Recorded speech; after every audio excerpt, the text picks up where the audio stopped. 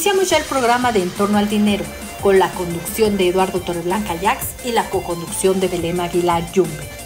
La manera más sencilla y accesible de abordar los temas que tienen que ver con la economía, las finanzas y el mundo de los negocios.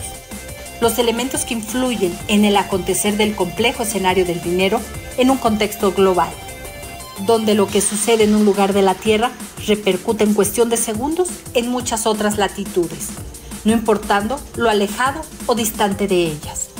Hoy, la economía y las finanzas son un diminuto pañuelo con el que nos podemos limpiar la comisura de los labios o secarnos una lágrima cuando el contexto lo amerita. En torno al dinero, una forma irreverente de ver la realidad o de divertirse con ella.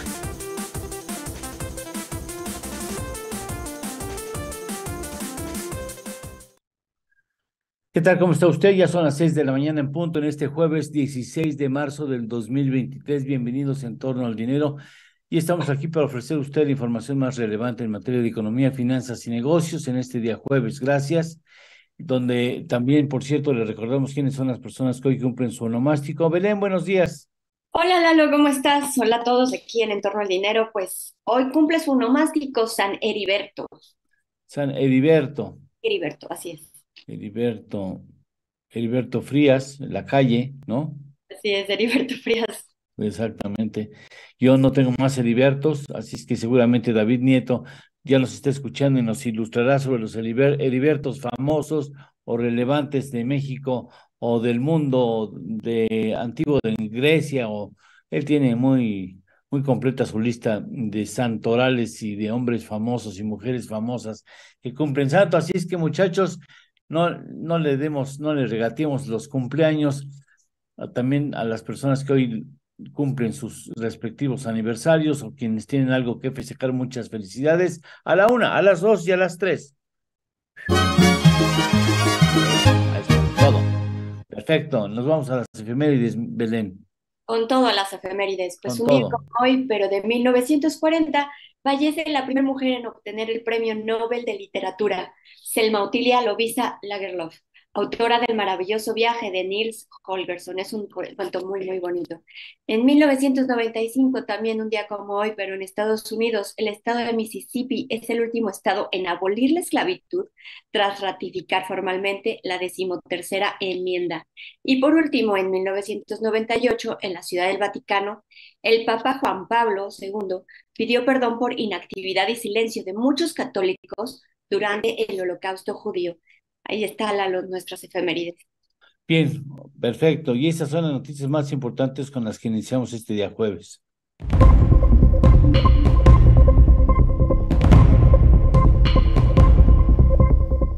Situación de los bancos en Estados Unidos no tendrá efecto sobre el sistema financiero nacional, asegura la Comisión Nacional Bancaria y de Valores. Bancos de México tienen solidez, apunta el secretario de Hacienda, Rogelio Ramírez de la O. Hoy inicia en Mérida la 86 Convención Bancaria.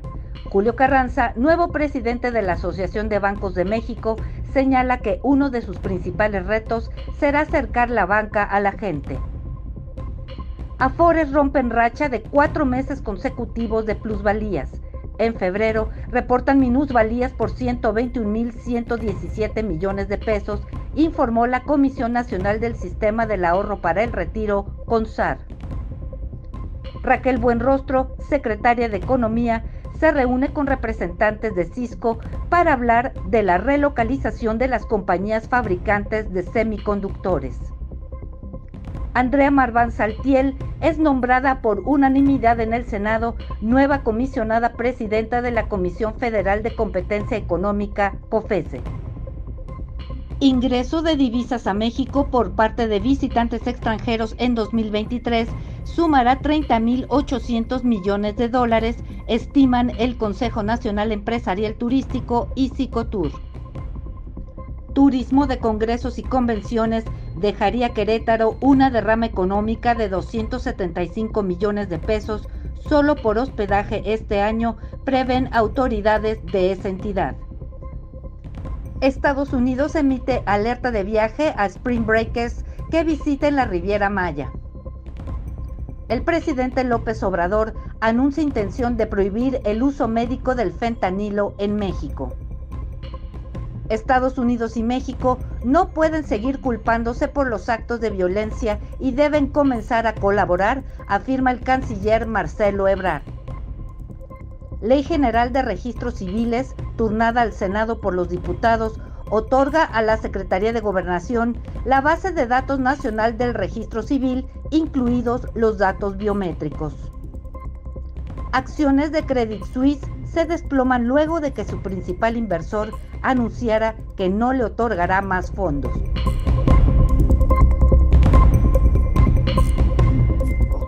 Bueno, mire usted, ¿cuál es el menú de hoy? Tendremos a Sergio Sánchez hablando sobre detalles de la deducibilidad de automóviles, la deducibilidad fiscal de automóviles. Después tendremos a Víctor Ortiz Niño, en donde hará un análisis. Seguramente entre los temas estará lo del Credit Suisse, la situación del Credit Suisse y su posible contagio a otras bancas en el mundo. Después tendremos al doctor Francisco Madrid dentro de la primera hora de transmisión, donde nos pondrá al tanto de los temas más relevantes en materia turística nacional e internacional. A ver de dónde nos habla hoy, desde dónde nos habla y desde dónde se conecta Francisco Madrid, el doctor Francisco Madrid. Después tendremos a Pablo Álvarez y Casa con un análisis también de los temas fundamentalmente de la banca nacional y de la banca mundial. Nos hablará hoy Pablo Álvarez y Casa Longoria. Después tendremos al doctor Jesús Cervantes, director de Estadísticas Económicas del CEMLA, del Centro de Estudios Monetarios Latinoamericanos.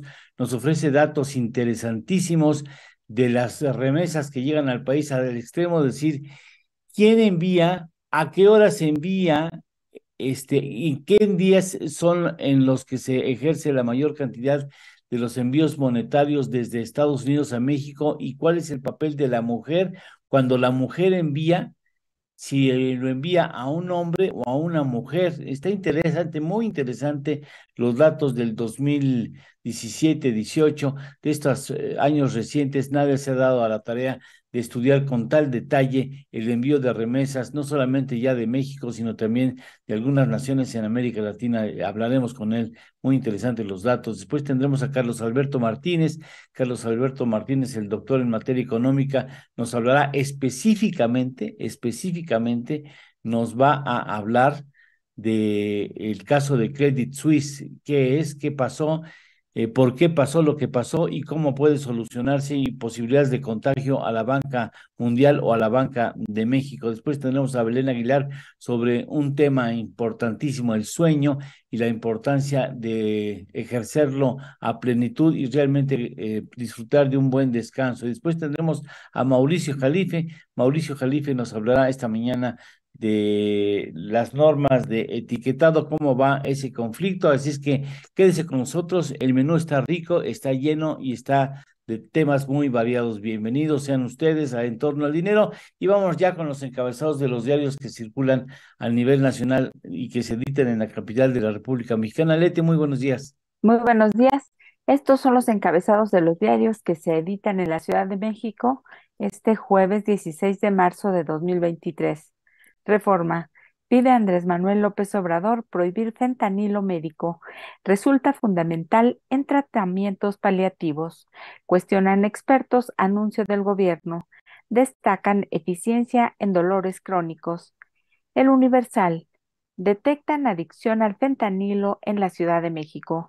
El año pasado se registraron 259 consumidores por día. Subsecretario de Estado de Estados Unidos responde a Andrés Manuel López Obrador que esta droga sí se produce en México. Excelsior. Plantean prohibir usos médicos para el fentanilo. López Obrador. Se mitigará el tráfico. El presidente pedirá a médicos y científicos mexicanos analizar si el químico puede sustituirse por otros analgésicos para no recetarlo y evitar así su importación a nuestro país. Milenio. Mario Delgado aprieta al PT y ve a Morena aburguesado en la Ciudad de México. El dirigente partidista emplaza a los petistas a definirse entre su candidato en Coahuila y la Alianza para la Presidencia. Senadores descartan cooperar para el acarreo al Zócalo. La Jornada. Andrés Manuel López Obrador en favor de ya no producir fármacos con fentanilo. Se prohibiría importar el opioide. El Financiero. Crujen los mercados por turbulencia bancaria. Credit Suisse. Se hunden acciones del prestamista suizo y su debilidad agrega presión al sector financiero. El Economista. Ahora Credit Suisse prende las alarmas. Banco Central Suizo sale a su rescate. Pierde 2.277 millones de dólares en valor tras anunciar falta de liquidez. El Heraldo de México. Las tasas, comisiones y servicio, lastres para la banca. Óscar Rosado Jiménez. Para el presidente de la Conducef, estos temas son las principales áreas de oportunidad que tienen las instituciones frente a sus clientes. El Sol de México. Pone el presidente al INAI contra la pared. Veta elección de 2 comisionados. El Instituto de Transparencia anuncia que presentará controversia constitucional. Reporte Índigo. Violenta realidad para niñas y adolescentes. Las mujeres menores de edad en México se enfrentan de manera cotidiana a violencias en espacios públicos y privados que dan pie a otras agresiones. La Razón de México. Andrés Manuel López Obrador veta a nuevos comisionados del INAI que queda en riesgo de inoperancia. Instituto de Transparencia va por controversia. Y hasta aquí los encabezados de este jueves, Lalo. Muchas gracias, Leti, muchísimo. ¿Ya en el segundo café? Ya en el segundo. ¿Ya en el segundo a la Sí, mitad? puntuales, vamos a puntuales Perfecto. con segundo café. ¿A qué hora se empieza el primero? ¿A las 4:30? ¿Sí? Con el primer, después de prender la computadora hay que tomar café para, ¿Qué es lo primero que haces en este, el día? lo primero, Llegar a detalles, ¿no? Sí. pues tomo mi computadora y me pongo a trabajar. Prendo la computadora, Aún espero en a la que mi cama. marido me sirva el café. Ándale, eso es, a ese punto quería llegar. O sea, el señor te sirve el café. Sí, señor. Eso es todo. Ya con eso dijiste todo perfectamente bien. Sí. No en balde es el mes de la mujer, ¿no? Pues también en febrero y en diciembre, pues es que mira, Eso se no. levanta temprano. Ya le diste una rebanada, maravilloso. Salió el esposo, ¿no? Bueno, pues no todos, ¿eh? Es más una minoría. Pues sí, la verdad sí me salió bueno. Ah, qué bueno. También prepara el café, qué bueno. Muchas gracias. Nada de croquetas y animalitos, no. Nada. Luego ¿te acuerdas que me sugeriste dárselas? Nada más que no se las ha querido comer. ¿Cómo? No, pues levántale. No, no, no, no, no, ningún privilegio. Si no se come un zape, y si no se come las croquetas, no va a mover bien la colita. Así es que más vale que se ponga al tiro. Bueno, y vámonos directamente con el clima. Capitán Juan Núñez, gracias, Leti. Capitán Juan Núñez, ¿cómo pinta el día? Hola, ¿qué tal, Lalo? Buenos días. Pues continúa el riesgo de nieve, lluvia y fuertes vientos desde California hasta la costa este. Ayer hubo vuelos cancelados, viviendas sin luz y zonas bajo el agua por las intensas tormentas. También se informó que existe un riesgo leve de precipitaciones excesivas en partes del sudoeste en el valle de Mississippi. Fuertes nevadas también sobre partes del Valle Superior y grandes lagos con bolsas de lluvia, lluvia helada sobre partes del medio Missouri y del Valle. Te doy algunas de las temperaturas más importantes. En Chicago, 6 grados, en Houston, 17 grados, en Los Ángeles, 13 grados, Nueva York, 2 grados, en San Antonio, 19 grados y lloviendo, y en San Diego, 13 grados. Para la República Mexicana, se espera que el Frente Frío número 40 se desplace sobre el noroeste del país, originando lluvias aisladas en la península de Baja California para este 16 de marzo. Se prevé para este día el ingreso de un nuevo frente frío al norte de México en interacción con la corriente en chorro polar y con una línea seca sobre Coahuila. Esto ocasionará lluvias puntuales muy fuertes en Chihuahua, lluvias fuertes en Sonora y Coahuila, además de chubascos en zonas del noreste de México. Te doy algunas de las temperaturas. En Aguascalientes, 9 grados, Guadalajara, 14 grados, Monterrey, 18 grados, Querétaro, 12 grados, San Luis Potosí, 13 grados. Para la Ciudad de México, se indica que seguirá lloviendo por la tarde en la zona centro del país. En su informe más reciente sobre el clima, el Servicio Meteorológico Nacional detalló que por la mañana se prevé ambiente frío a fresco, además de bancos de niebla en zonas altas que rodean el Valle de México. En estos momentos tenemos 11 grados, tuvimos una mínima de 10 grados, tendremos una máxima de 23 grados y el amanecer se espera a las 6:44 de la mañana. Esto es lo más importante en cuanto a clima, Muchas Lalo. gracias, capitán. Gracias. Y recuerde usted que al mal tiempo, en buena cara, mire más que yucateco ahí salió. Gracias, Ernesto. Cada día le salen mejor los circulitos, sin lugar a dudas. Así es que vamos a ir a una pausa. En la pausa comercial, dentro de redes sociales, vamos a iniciar la lectura de la columna de Francisco Garfias, que habla sobre el INAI, un asunto importante a considerar. Y después regresamos inmediatamente con saludos a los saludos y otros temas más aquí En Torno al Dinero. Esto es En Torno al Dinero, con Eduardo Torreblanca y Lidia Barrón Cortés. Hacemos una pequeña pausa y continuamos.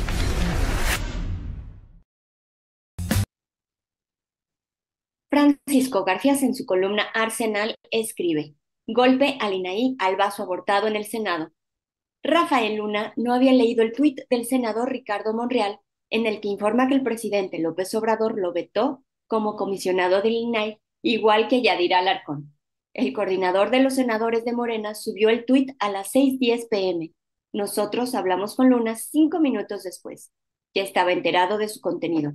Alguien le informó por teléfono.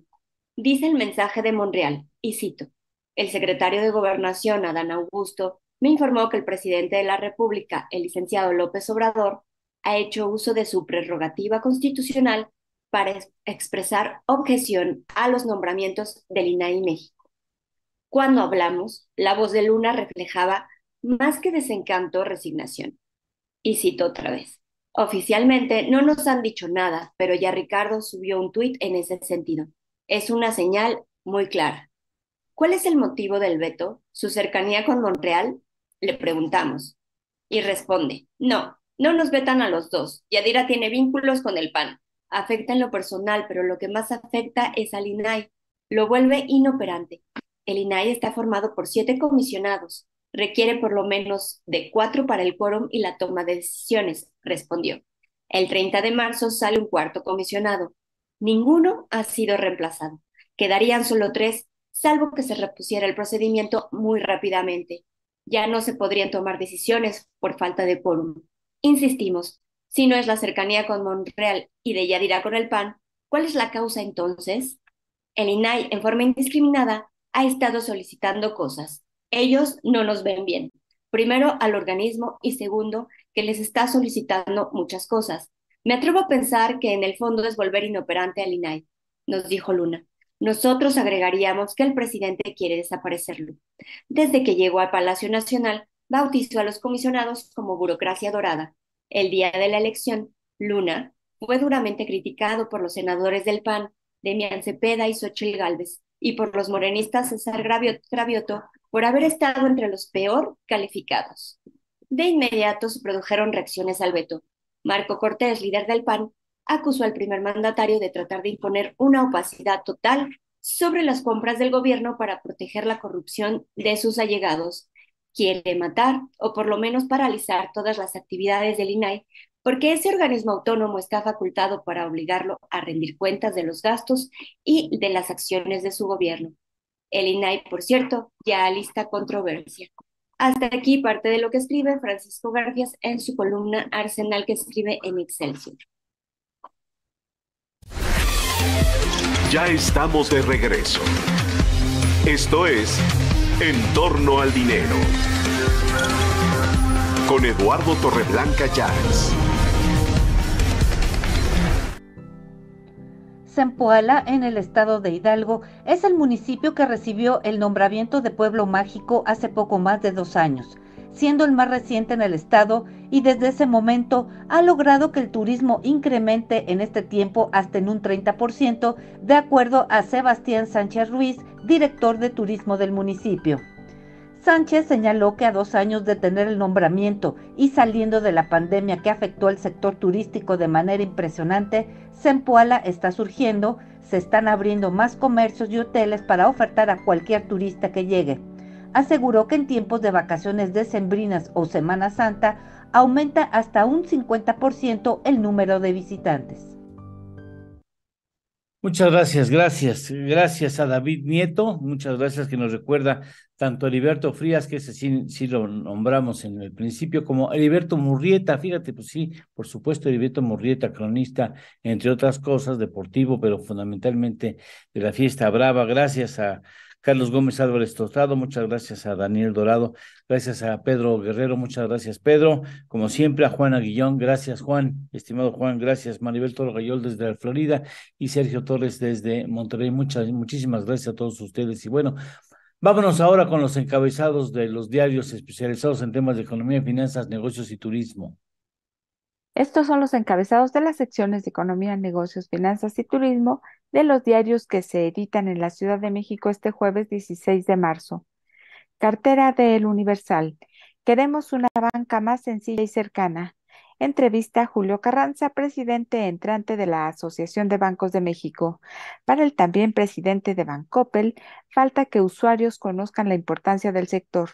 Con la relocalización de empresas se prevé una mayor demanda de crédito. Dinero de Excelsior, Nearshoring, oportunidad para el país. Javier Valadez en entrevista.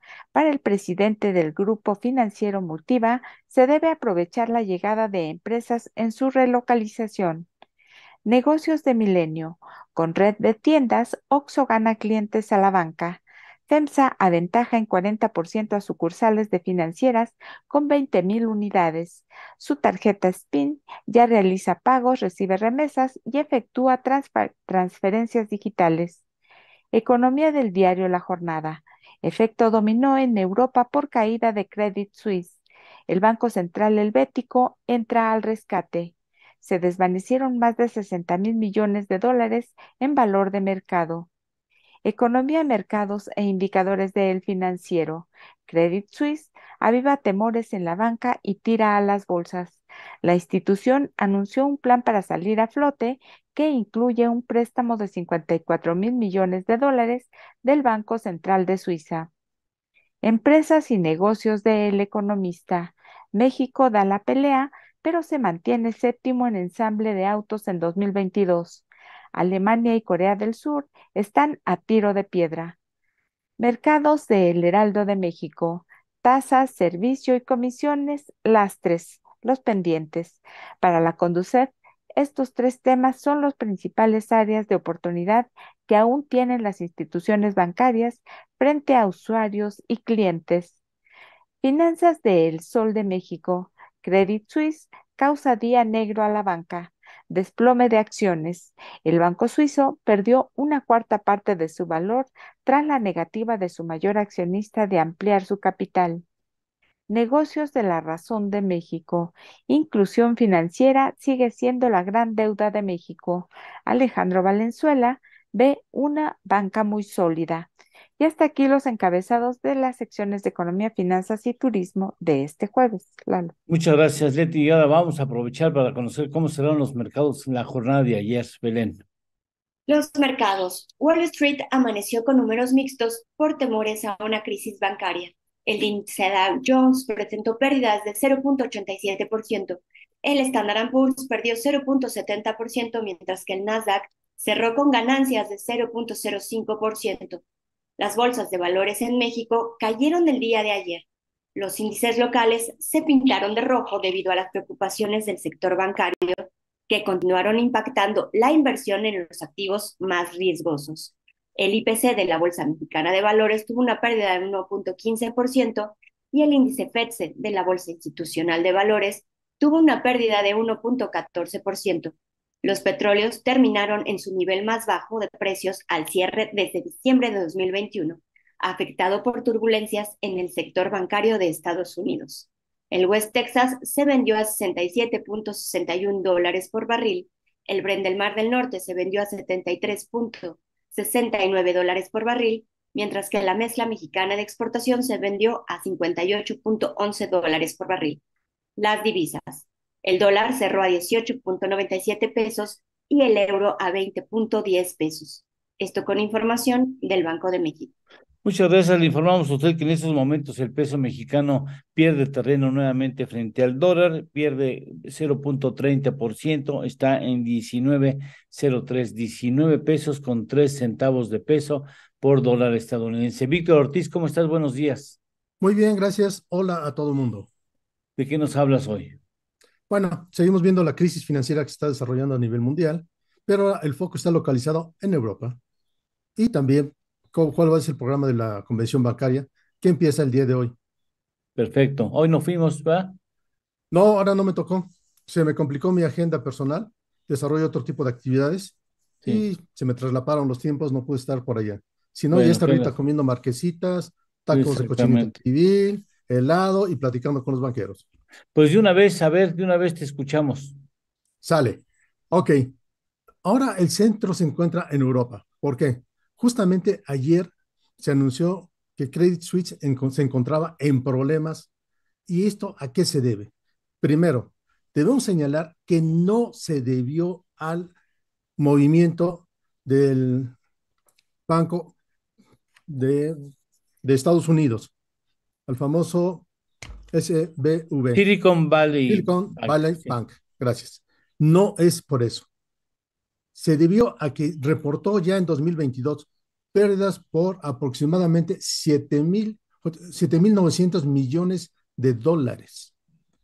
Entonces, tiene buen nivel de liquidez para afrontar compromisos, sin embargo, requiere capitalizarse por restricciones del marco legal.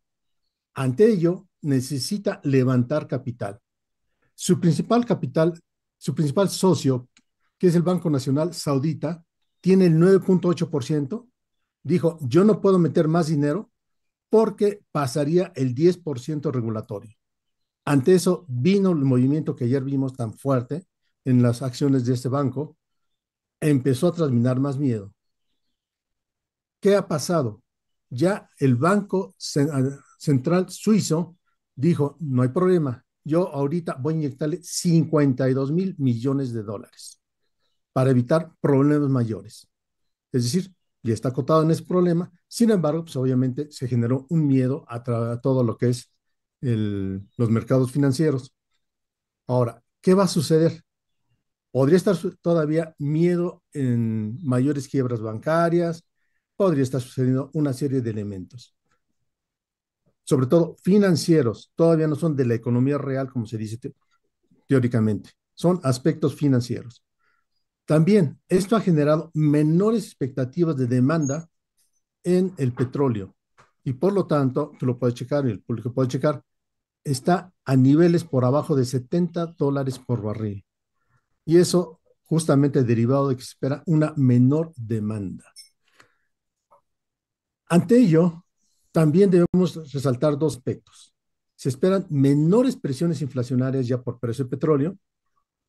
Como ya se comentó en el programa, la inflación al productor de Estados Unidos está disminuyendo, la inflación al consumidor de Estados Unidos está disminuyendo.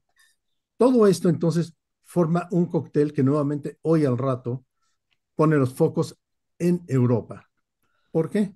Porque el Banco Central Europeo va a dar a conocer su política monetaria. Aquí la duda es, oye, ¿van a aumentar más las tasas de interés o las van a mantener?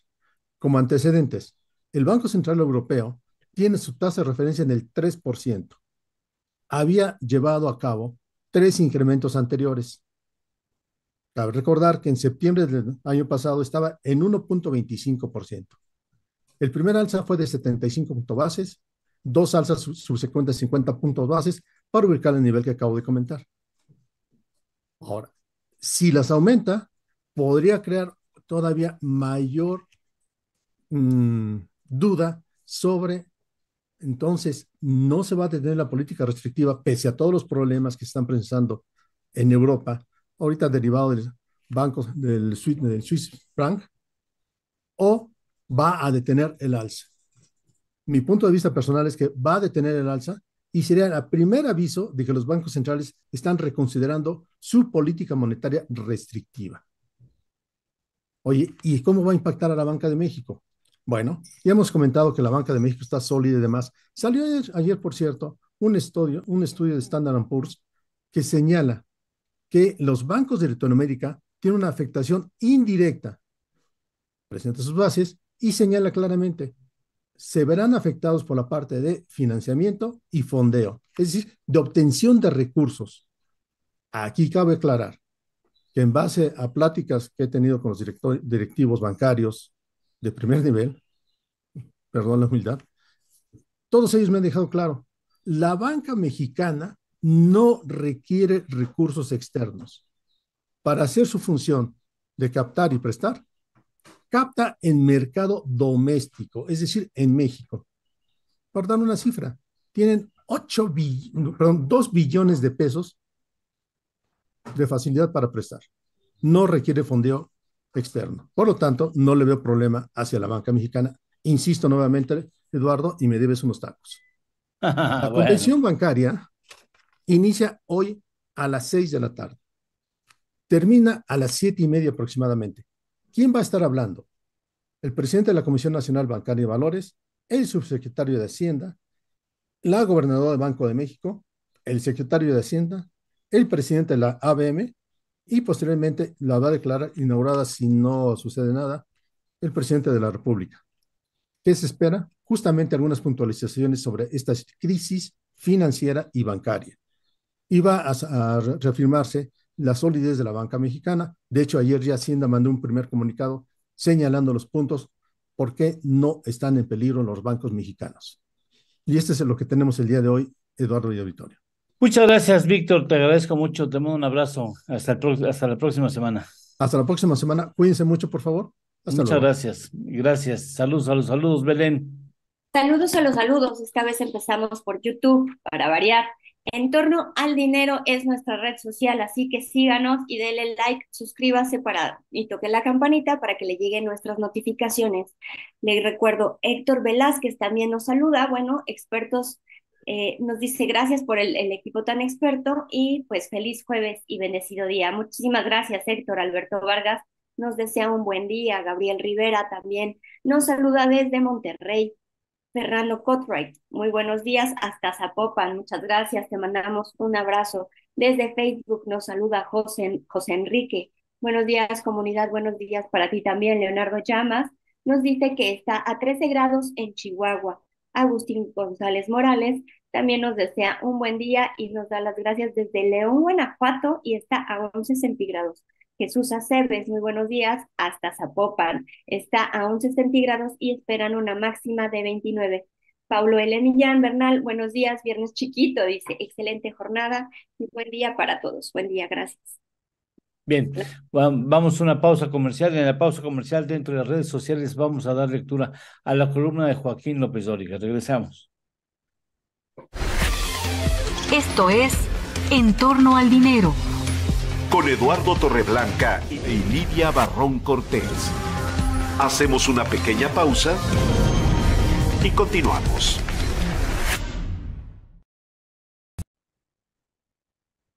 Joaquín López Dóriga, que escribe en su columna en privado en Milenio, nos dice, Monreal, objeto del deseo opositor. Y escribe, ante la crisis de liderazgos en la oposición, sus dirigentes empezaron a buscar un candidato externo para sus alianzas, de cara a las elecciones presidenciales del año que viene, para la que solo cuentan con el panista Santiago Krill. Y ante el desierto que son sus filas y sus incapacidades para reconstruirlas, pensaron en fichar un externo competitivo y encontraron a Ricardo Monreal, líder del Senado, precandidato presidencial de Morena, solo por su tenacidad, porque no está en el ánimo de López Obrador, al contrario, aunque le hayan tendido el puente de Adán Augusto López Hernández, que con Claudia Sheinbaum y Marcelo Ebrard son sus fraternales corcholatas, como las bautizó él, y él su destapador, como ha reiterado. Este proyecto viene desde noviembre y ha ido tomando forma, aunque todos lo nieguen a estas alturas. Pero sí, es una realidad que Marco Cortés, Alejandro Moreno y Jesús Zambrano se han sentado con Monreal para ofrecerle la candidatura del bloque opositor, que para él es la vía más corta a la candidatura presidencial, toda vez que no será por López Obrador. Aunque hubo una filtración interna que pareció abortar la estrategia, pues no es así. Le dieron tiempo para evitar la ofensiva de Palacio Presidencial pero el proyecto Monreal, frente opositor, está vivo, aunque todos lo nieguen. Dejarán correr los plazos para acercarse al destape del candidato de López Obrador y aprovechar esa inercia para hacer público el proyecto Monreal, que efectivamente no provocará una incisión en Morena, pero algunos votos jalará, más de lo que la oposición en 2021 sumó más que el oficialismo. En fin, este es un proyecto en marcha y aunque parezca muerto, solo está pausado. Ya estamos de regreso. Esto es En torno al dinero. Con Eduardo Torreblanca Llanes. ¿Qué dicen los columnistas? ¿Qué escriben los columnistas financieros en este día jueves, Leti? Mari Carmen Cortés, en su columna Desde el piso de remates, que se publica en Excelsior, comenta que uno de los temas de la convención bancaria que hoy inicia en Mérida es la inclusión, y destaca que esta será la convención con mayor número de mujeres expositoras, tanto hoy en las sesiones previas a la inauguración como mañana, porque la conferencia magistral será impartida por Hillary Clinton. Enrique Quintana, en su columna Coordenadas, que se publica en El Financiero, sostiene que en México no estamos al borde de una nueva crisis financiera como la de 2008, pero nos esperan todavía meses de gran ansiedad financiera, con un dólar que seguirá en la montaña rusa, con fluctuaciones a las que ya no estábamos acostumbrados. Darío Celis, en su columna La Cuarta Transformación, que publica El Financiero, asegura que como un nuevo barril sin fondo del presidente López Obrador, se está perfilando la nueva aerolínea estatal que insiste en lanzar y dejar en manos de la Secretaría de la Defensa Nacional. Mario Maldonado, en su columna Historia de Negocios, que publica El Universal, señala que la violencia y la inseguridad son los temas que han prendido las alertas en Estados Unidos, las cuales están encendidas también de este lado de la frontera en la administración federal, aunque públicamente el presidente y su gabinete nieguen la realidad que se estrella en su cara todos los días con homicidios, masacres, atentados y más. Y por último, Alberto Aguilar, en su columna Nombres, Nombres y Nombres, que se publica en El Sol de México, comenta que aunque el ambiente político no favorece a muchas iniciativas que hay en el Congreso, los artistas y en general creadores de contenido siguen adelante para empujar la iniciativa de remuneración compensatoria. Dice que con el boom del mundo digital, dos de los principales evasores del pago por el contenido que utiliza en muchas aplicaciones que hay en los teléfonos son Apple y Samsung. Y hasta aquí un breve recuento de lo que escriben hoy los columnistas del área económico-financiera, Lalo.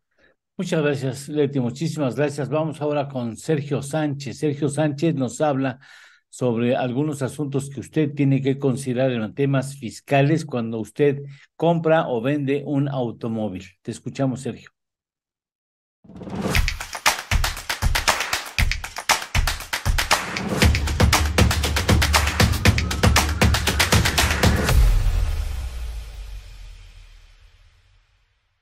Con el gusto de saludarles, su amigo y consultor Sergio Sánchez les da las gracias por estar atentos a este programa y espacio, en donde hoy comentaré el asunto de la insuficiencia que existe en el monto de la deducción que fiscalmente se lleva a cabo en la adquisición de automóviles, ya que la ley del ISR establece que la inversión en automóviles solo será deducible hasta por un monto de 175,000 pesos.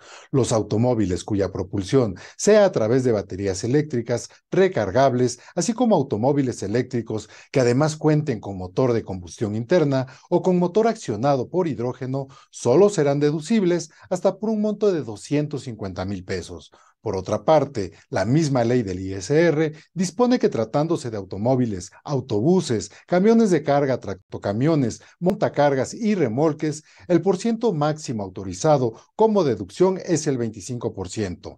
Por otra parte, el reglamento de la ley del ISR define como automóvil como aquel vehículo terrestre para el transporte de hasta 10 pasajeros, incluido el conductor, precisando en su segundo párrafo que no se consideran comprendidas en esta definición las motocicletas, ya sea de 2 a 4 ruedas. Sin embargo, tanto la ley del ISR como su reglamento no definen lo que se debe entender por vehículos o camiones de carga, por lo que acorde con lo previsto en el Código Fiscal de la Federación, se aplica de manera supletoria el Reglamento de Tránsito en Carreteras y Puentes de Jurisdicción Federal, definiendo a los vehículos pick-up como camión utilitario ligero y camión unitario pesado. En este sentido, los vehículos denominados pick-up son camiones de carga destinados al transporte de mercancías, por lo que no deben ser considerados como automóviles, para efectos de la ley del ISR.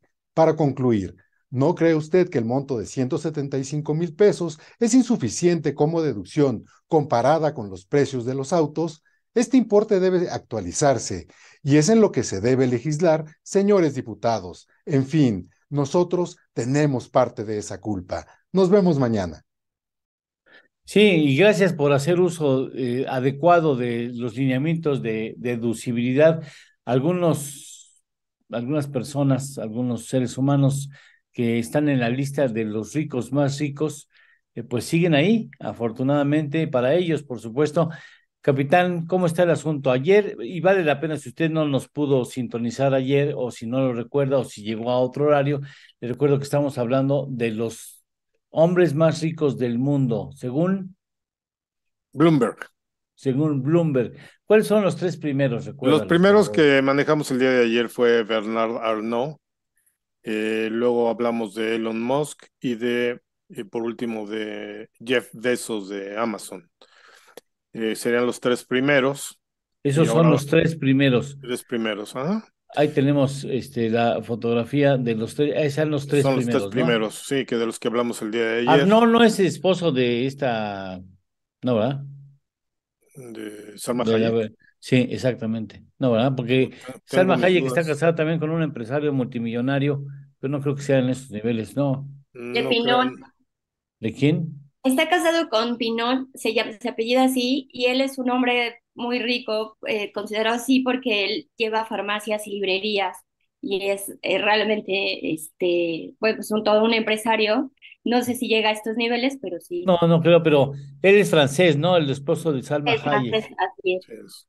Sí, que hay una anécdota ahí muy famosa que pidió mariachi para una fiesta, algún encuentro ahí en Europa, y entonces Selma Hayek dijo, no, pues esta fiesta tiene que ver con mariachis, y no sé de dónde carajos los mandaron llevar, porque al rato averiguo, mientras que nos das la lista, cuántos mariachis en el mundo existen, cuántos mariachis fuera del territorio nacional están registrados en el mundo, y no sé de dónde, pero los trajeron mariachis y tequila.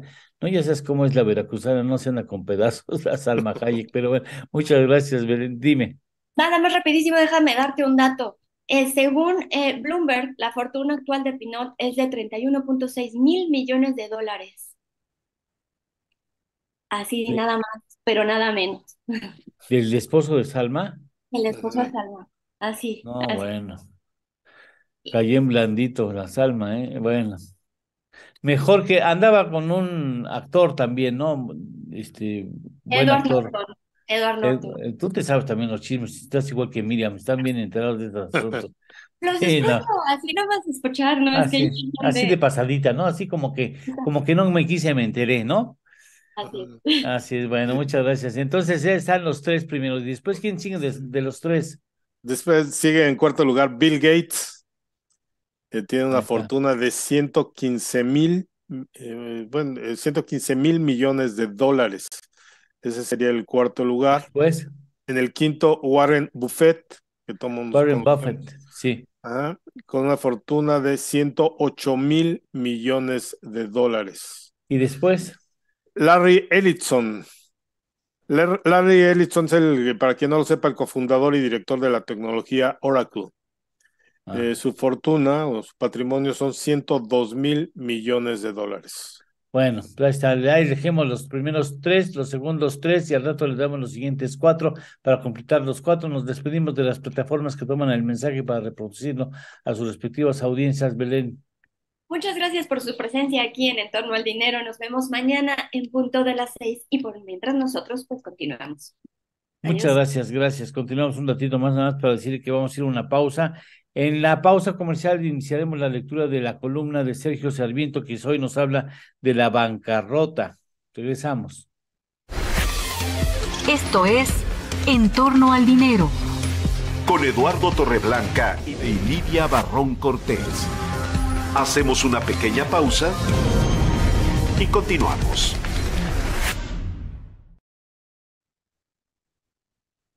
Vamos con la columna de Sergio Sarmiento que titula hoy a su columna Jaque Mate, La bancarrota. Escribe, mucha gente se sorprende de que los bancos puedan quebrar. Estos proyectan la imagen de instituciones que tienen todo el dinero y pueden usarlo a discreción. No podemos imaginar a un banquero pobre. La verdad, sin embargo, es que los bancos están diseñados para quebrar y lo hacen. Según Martin Wolf, columnista del Financial Times, los depósitos que reciben son pasivos a la vista que tienen que devolver cuando los depositantes los requieran, mientras que sus activos son muchas veces créditos o documentos de mediano o largo plazo. Pasivos a la vista y activos a largo plazo es una fórmula ideal para la quiebra. La misma palabra bancarrota tiene su origen en la actividad de los prestamistas genoveses del Renacimiento, quienes si se quedaban sin recursos debían romper la banca, su mesa de trabajo. La bancarrota está ligada originalmente a la actividad financiera. Este pasado fin de semana quebraron 2 bancos estadounidenses. El viernes 10 de marzo, el Silicon Valley Bank de California, 16ª institución bancaria de la Unión Americana, y el domingo 12 de marzo, el Signature Bank de Nueva York. Estas quiebras han generado nerviosismo entre los depositantes de otros bancos. First Republic ha estado bajo presión, pero también otros bancos pequeños y medianos de Estados Unidos. La turbulencia ha alcanzado incluso a Credit Suisse y otros bancos europeos. El Silicon Valley Bank parecía tener un negocio seguro con viabilidad futura garantizada. La mayoría de sus clientes eran grandes empresas tecnológicas con depósitos muy importantes. El crecimiento de sus depósitos fue tan rápido que el banco no pudo ya colocar suficiente crédito entre las empresas de tecnología, sus clientes naturales, pero el dinero lo guardó en los documentos más seguros disponibles, bonos de largo plazo del Tesoro de Estados Unidos. Dice Sarmiento, el problema es que después de varios años en que la Reserva Federal mantuvo tasas de interés artificialmente bajas, el año pasado empezó a subirlas apresuradamente para combatir la inflación. Si bien los viejos bonos del Tesoro pagarán sus intereses nominales al vencimiento, su valuación de mercado se desplomó ante las alzas en los intereses de los nuevos bonos. Esto hizo que cayera la valuación de las reservas del banco, de ahí la insolvencia. Y hasta aquí parte de lo que escribe hoy Sarmiento. Ya estamos de regreso. Esto es En torno al dinero. Con Eduardo Torreblanca Llanes. En el último día de actividades del ITB Berlín 2023, el secretario de Turismo del Gobierno de México, Miguel Torruco Márquez, acompañado del embajador de México en Alemania, Francisco José Quiroga Fernández, se reunió con importantes tour operadores especializados en el segmento de lujo y alto poder adquisitivo de aquel país europeo, quienes mostraron su interés por la oferta turística de nuestro país. Durante ITB Berlín 2023, el secretario de Turismo se reunió con el coordinador federal de turismo de Alemania, Dieter Janesek, su par en el país europeo, con quien entabló una importante conversación en la que definieron la agenda bilateral que fortalezca la relación entre ambas naciones. Agradecemos tu preferencia y síguenos por nuestras redes sociales. Verónica Herrera, En torno al turismo. Muchas gracias Verónica. Bueno, Mauricio Jalife en esta mañana nos da una actualización, digámoslo así, una actualización de un litigio que tiene que ver con las normas de etiquetado. Es un asunto que domina bien Mauricio, porque Mauricio es un abogado experto en cuestiones de patentes, marcas y derechos de autor, y lo escuchamos con mucha atención, además muy simpático y una agradabilísima persona, que es Mauricio Jalife, que tengo el privilegio de conocer desde hace más de 30 años, cuando estábamos trabajando en MBS, en lo que sería el antecedente más remoto de lo que es hoy En Torno al Dinero. En ese entonces se llamaba Entorno, estaba transmitiéndose por Estéreo Rey, hoy MBS Radio, en Estéreo Rey, en el 102.5 de FM. Bueno, vamos con Mauricio.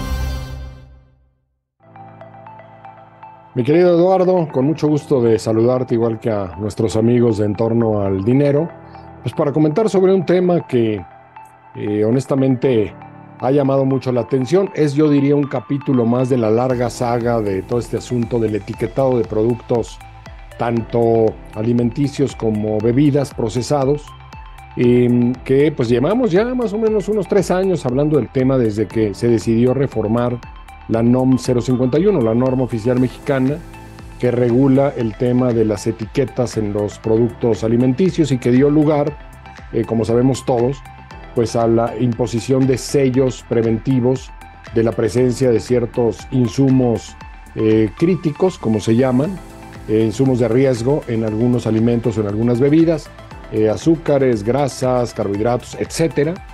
Desde hace pues por lo menos 2 años más o menos que está esta regulación, pues digamos, ya aplicándose en México. Sin embargo, el tema no paró ahí, Lalo. Han venido una serie, digamos, de situaciones que han alargado mucho pues la entrada en vigor por fases, y además pues la interposición de una serie de acciones de parte de la industria para tratar de evitar ciertas partes de la regulación que consideran desproporcionadas, ¿no? Y una que en particular ha sido atacada por parte de la industria es la imposibilidad de utilizar personajes o dibujos animados o celebridades en las etiquetas de los productos, porque pues se considera que honestamente, digamos, la afectación que posiblemente esto pudiera tener en términos de salud pública es nula o no tiene una justificación técnico-científica, y en cambio el daño que se provoca a muchas de las empresas es enorme, porque al final pues es terminar con un activo intangible que se ha trabajado a lo largo del tiempo y que esencialmente pues digamos su función atiende a la distintividad de un producto, ¿no? La presencia de un personaje importante pues permite identificar el producto y no necesariamente lleva a incrementar el consumo, porque cuando tú ya tienes la idea de comprar un producto determinado, pues lo vas a adquirir, sea de una marca o sea de otra. Ahora, la nueva regulación que está en discusión, Lalo, es estas modificaciones al reglamento de salud en materia de publicidad, porque lo que hace es extender esa prohibición de las etiquetas de los productos ahora al ámbito publicitario. Es decir, no se pueden usar personajes, celebridades, dibujos animados en la publicidad de los productos, y consecuentemente pues eso limita seriamente la libertad de expresión, la creatividad de las agencias de publicidad, de la mercadotecnia misma, de las empresas en sí, como dueños, digamos, o titulares de esa clase de derechos, y está generando pues la presentación de amparos por parte de la industria, igual que ha sucedido con otras partes de la norma.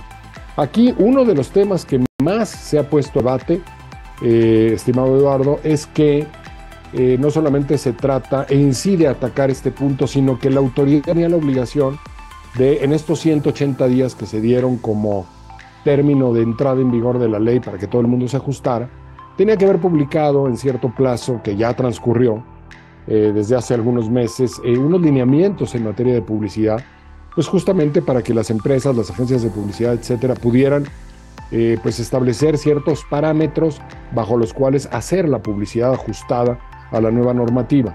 Esos lineamientos que han existido en otras épocas no fueron promulgados, la autoridad no cumplió con el plazo, y ahora pues existe esta incertidumbre, me parece que muy innecesaria, en donde las empresas no saben si pedir permisos previos, que es otra de las obligaciones en la nueva ley, pedir un permiso previo a la emisión de la publicidad, y si se pide el permiso previo y se hace la publicidad, pues sí, de acuerdo con qué lineamientos, si no están publicados. En fin, es todo un galimatías, digamos, tomar decisiones en este espectro en este escenario tan a veces indefinido, en donde pues hay muchos riesgos de no hacerlo, pero también hay unas ciertas consecuencias si se hace sin tener exactamente los lineamientos de cómo hacerlo. Así es que pues un poquito en este terreno de incertidumbre entró en vigor el pasado 8 de marzo estas nuevas disposiciones para evitar el uso de personajes y tener que pedir permisos previos a la autoridad, pero sin tener conocimiento claro de causa y de consecuencias. Si es que pues estaremos reportando, estimado Lalo, cómo se van dando las cosas. Por lo pronto ya empiezan a presentarse los primeros amparos y vamos a ver también el Poder Judicial cómo responde a estas solicitudes. Hasta acá el comentario, les pedimos que nos sigan en redes sociales y un saludo para todos. Muchas gracias, Mauricio. Interesante el asunto y cómo va transcurriendo. Gracias, Mauricio. Y vamos con el doctor Francisco Madrid. ¿Cómo estás, doctor? Te agradezco mucho que él es el director del Centro de Investigación y Competitividad Turística Anáhuac. Muchas gracias, es muy temprano todavía. ¿Cómo estás, doctor? Me da mucho gusto saludarte. Muy bien, Eduardo. Muy buenos días al auditorio. Pues con el gusto de estar contigo. Igualmente, no, el gusto es para nosotros y seguramente también, desde luego, para quienes nos reciben y nos siguen cotidianamente. ¿Cómo va el turismo? Bien, ¿verdad? No van mal las cosas ahí. No, muy bien. Lo que yo quería comentar es que esta semana, de la mano del Consejo Nacional Empresarial Turístico, presentamos el nuevo número de nuestra publicación Panorama de la Actividad Turística en México. Te doy un poco de contexto. Esta publicación nació hace 13 años en una alianza entre el Consejo Nacional Empresarial Turístico, CENET, que es el organismo cúpula del sector que agrupa alrededor de 20 asociaciones y cámaras, incluyendo algunos capítulos locales, y la Universidad de Anáhuac. Desde hace 4 años lo hacemos en Cicotur. La intención de esta publicación es realizar un análisis profundo de la información en una perspectiva transversal, y nos hemos puesto, digamos, el encargo de decir lo que es, de ser objetivos en la información. Si las cosas van bien, lo decimos; si van mal, también lo decimos, sin, digamos, tener otro propósito más que el generar información útil para la toma de decisiones del sector. Al paso del tiempo, la publicación se ha consolidado como una muy importante referencia de la marcha del turismo. No solamente es utilizada por los empresarios en general, sino, bueno, pues la utilizan los comités de crédito, los bancos, por ejemplo, está en los consejos de administración y, por supuesto, tiene una gran divulgación pública. Eh, Solemos presentarla siempre acompañada de una conferencia de prensa, que fue lo que pasó el pasado martes. ¿Qué es lo que nos encontramos en esta ocasión para destacar?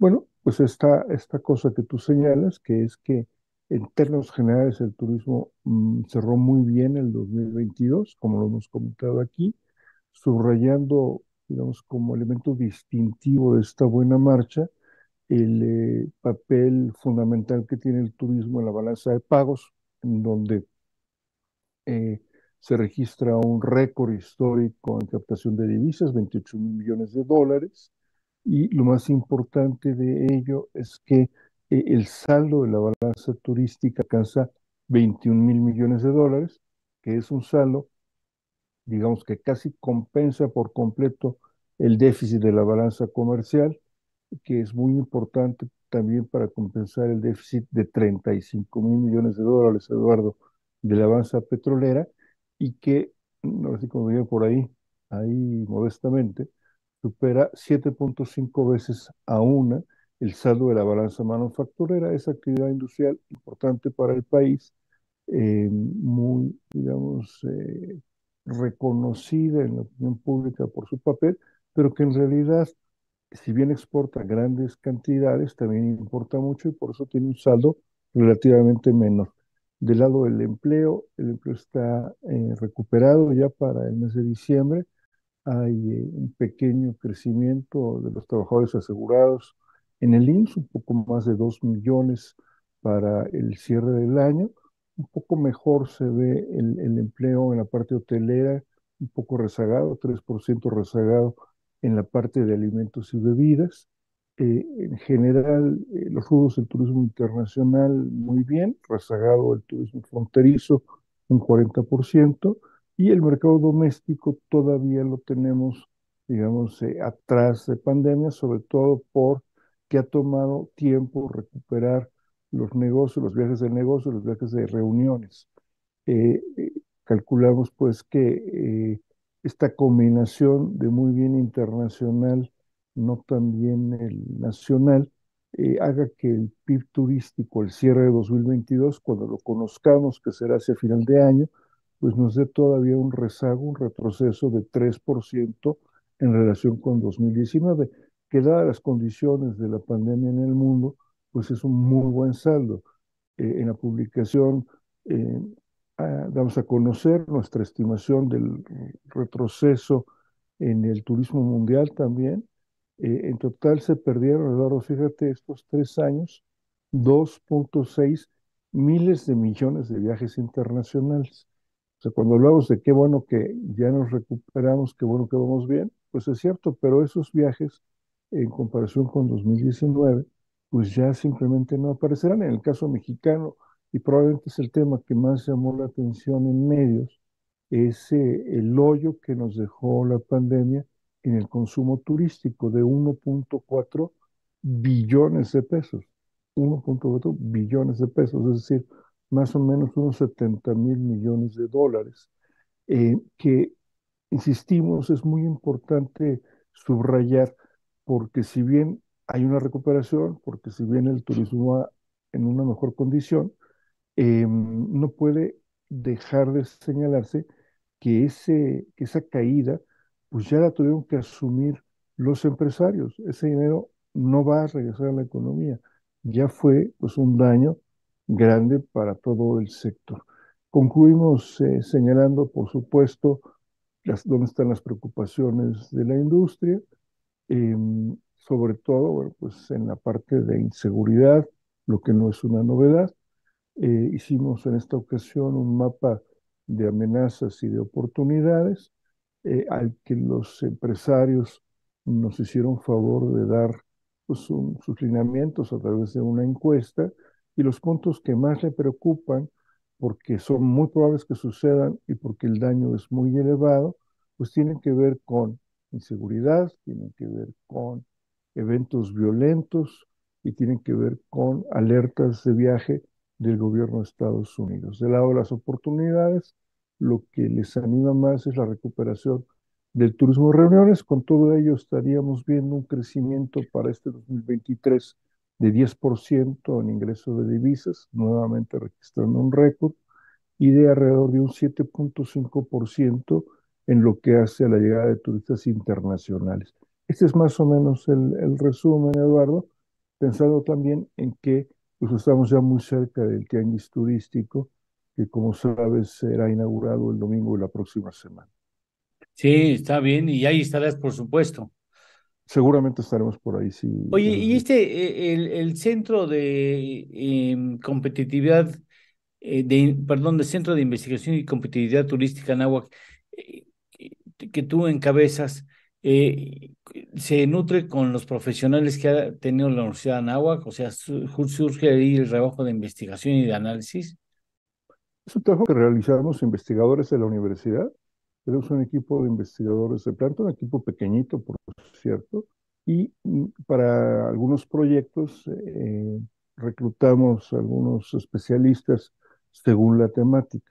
Esa es la manera en la que operamos, Eduardo. Ah, perfecto, porque tiene alcances internacionales, ¿no? O sea, todo el trabajo de investigación del instituto tiene impacto importante en otras partes, o sea, se sigue el trabajo de ustedes. Sí, así es. Sabemos que nos siguen en Colombia, por ejemplo. Hace poco que estuve por allá, me recibían diciéndome, oye, ¿sabes tal cosa? Les dije, sí, lo publicamos nosotros. Nosotros fuimos quienes dimos la información, nos siguen en Argentina, en Chile y también en España. Esta semana, por cierto, en España se ha publicado por parte de los empresarios turísticos Sí. un muy interesante reporte sobre el desempeño de los destinos urbanos en materia turística, en donde se han identificado claves, pues el cambio de la manera en que se hacen los negocios a partir de la pandemia, ¿no? Sí. Este organismo empresarial español es de alguna manera similar a nuestro Consejo Nacional Empresarial Turístico. O sea, tiene especie de alianza entre centros de investigación similares en otras partes del mundo. Es interesante eso. Estamos en vías de formalizarlo. Ahora tuvimos ya un primer acuerdo con la Universidad Externado de Colombia para llevar a cabo una primera investigación conjunta, Ah, qué pero interesante. digamos, intercambiamos información sin este acuerdo, pues con una red más o menos amplia, sobre todo en el mundo iberoamericano, aunque también con mucha frecuencia, Eduardo, medios internacionales siguen nuestra información y nos piden opiniones. El año pasado estuvimos en Le Monde, estuvimos en Financial Times y por supuesto en otros medios de la iberoamericana, incluyendo El País. Estamos en Bloomberg con mucha, digamos, asiduidad, etcétera, ¿no? Bueno, para que vea usted el tamaño de nuestro muy querido amigo y colaborador, muchas gracias, te agradezco mucho, siempre es importante seguir el rumbo al turismo y tendrá motivo de estudio, supongo, en algún día, en algún momento tú lo determinarás, o que si tiene sentido, por supuesto, el hecho de que cómo se puede recuperar el turismo y tener un buen retorno prácticamente nadando de muertito en el país, ¿no? O sea, Sí, así ya, que ya no. no fue exactamente así, ya hicimos un primer estudio sobre el tema para, digamos, los destinos del Caribe mexicano. Y ciertamente no hubo ese nadar de muertito a nivel del gobierno local. El gobierno local Sí, el sí gobierno hizo local sí hace, bueno, sí tiene un organismo promotor robusto, ¿no? hicieron bien las cosas. Luego te cuento, Eduardo, lo que estamos haciendo en estos días, de la mano también del Consejo Nacional Empresarial Turístico, porque desde este pasado lunes se están dando los diálogos CENET con los diferentes perfiles políticos que aspiran a la presidencia de la República en 2024. El pasado lunes tuvimos reuniones con 3 perfiles del PAN. Sí. Hoy estaremos con 2 del PRD y con 2 personajes de Movimiento Ciudadano. La próxima semana con 4 del PRI y 2 semanas después estaremos con Morena. Han confirmado 2 de estos personajes. Ya te contaré después qué fue lo que Órale. se dijo ahí. Sale, te mandamos un fuerte abrazo y un agradecimiento como siempre por estar siempre en este tu espacio. Muchas gracias. Gracias, Eduardo. Muy buenos días. Que tengas muy buen día. Sí, hacemos una pausa, tenemos saludos a los saludos y después tenemos a Pablo Álvarez y Casa, quien ya está en la sala, listo para entrar. Muchas gracias, Belén. ¿Tienes saludos? Algunos saludos, así es que se me borraron en este momento, Bueno, disculpa. si quieres, retómalos y vamos con Pablo. Pablo, ¿cómo estás? Bien, Eduardo. ¿Ya? ¿De qué nos vas a hablar después de una pausa? Mira, yo creo que la discusión es qué va a hacer la Fed la siguiente semana. Sí, Hay un debate interesante entre los especialistas y me gustaría platicar de esto, ¿no? sale, con todo gusto, después de una pausa, regresamos. Esto es En torno al dinero. Con Eduardo Torreblanca y Lidia Barrón Cortés. Hacemos una pequeña pausa y continuamos.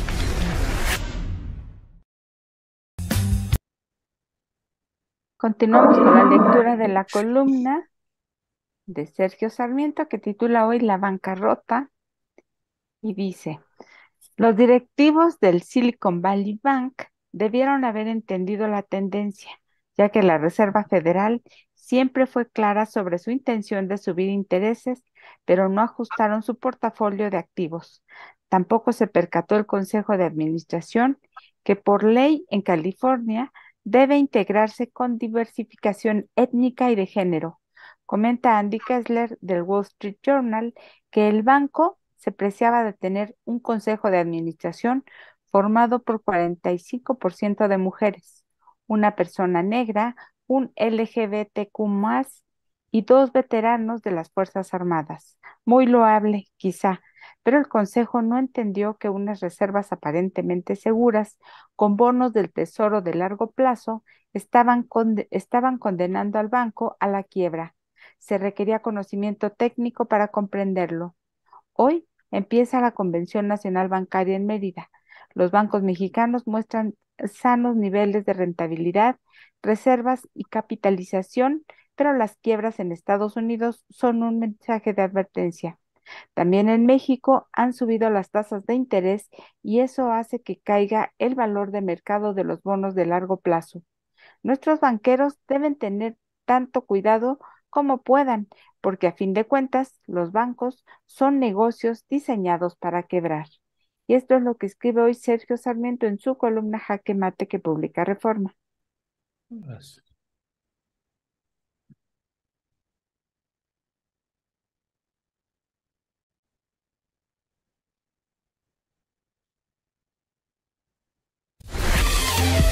Ya estamos de regreso. Esto es En torno al dinero. Con Eduardo Torreblanca Llanes.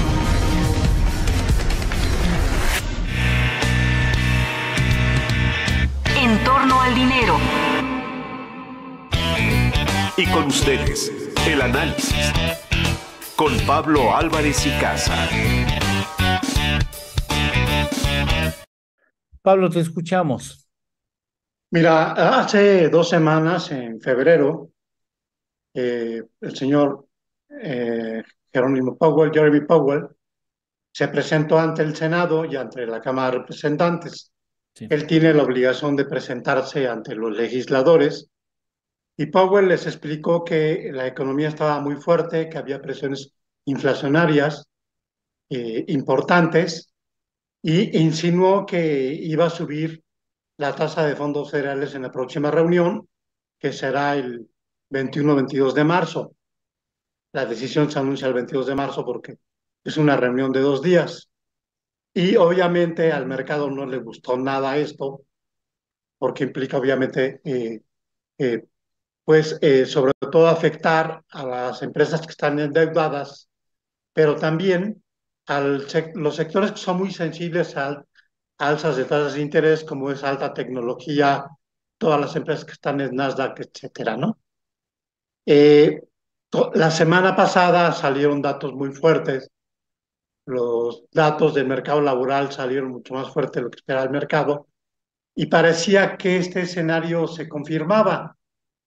Viene después la turbulencia financiera y el mood del mercado cambia radicalmente porque ahora el debate ya no es si van a subir 50 puntos base, sino más bien dicho, si va a subir apenas 1/4 de punto o si la Reserva Federal ante el escenario de todo el problema financiero mundial decide mantener una pausa en su política de alzas y revisar cuál va a ser el efecto que puede tener este descalabro financiero. Mi impresión es que la Reserva Federal va a subir 1/4 de punto porque tampoco debe dejar de mandar la señal de que la inflación es un tema que le deje de preocupar. Entonces, hay ahorita el debate porque obviamente hay presiones muy fuertes, sobre todo de los bancos que apostaron a que la Reserva Federal iba a bajar sus tasas a final de año para que anticipe esta baja que la Reserva Federal había dicho que iba a ser hasta el siguiente. Entonces, ahí hay digamos, una lucha entre el mercado, la Reserva Federal y la emergencia que implica que muchos de los bancos que tenían en su bolsa papeles de largo plazo están teniendo pérdidas importantes, como bien lo señala Sergio Sarmiento, ¿no? Sí.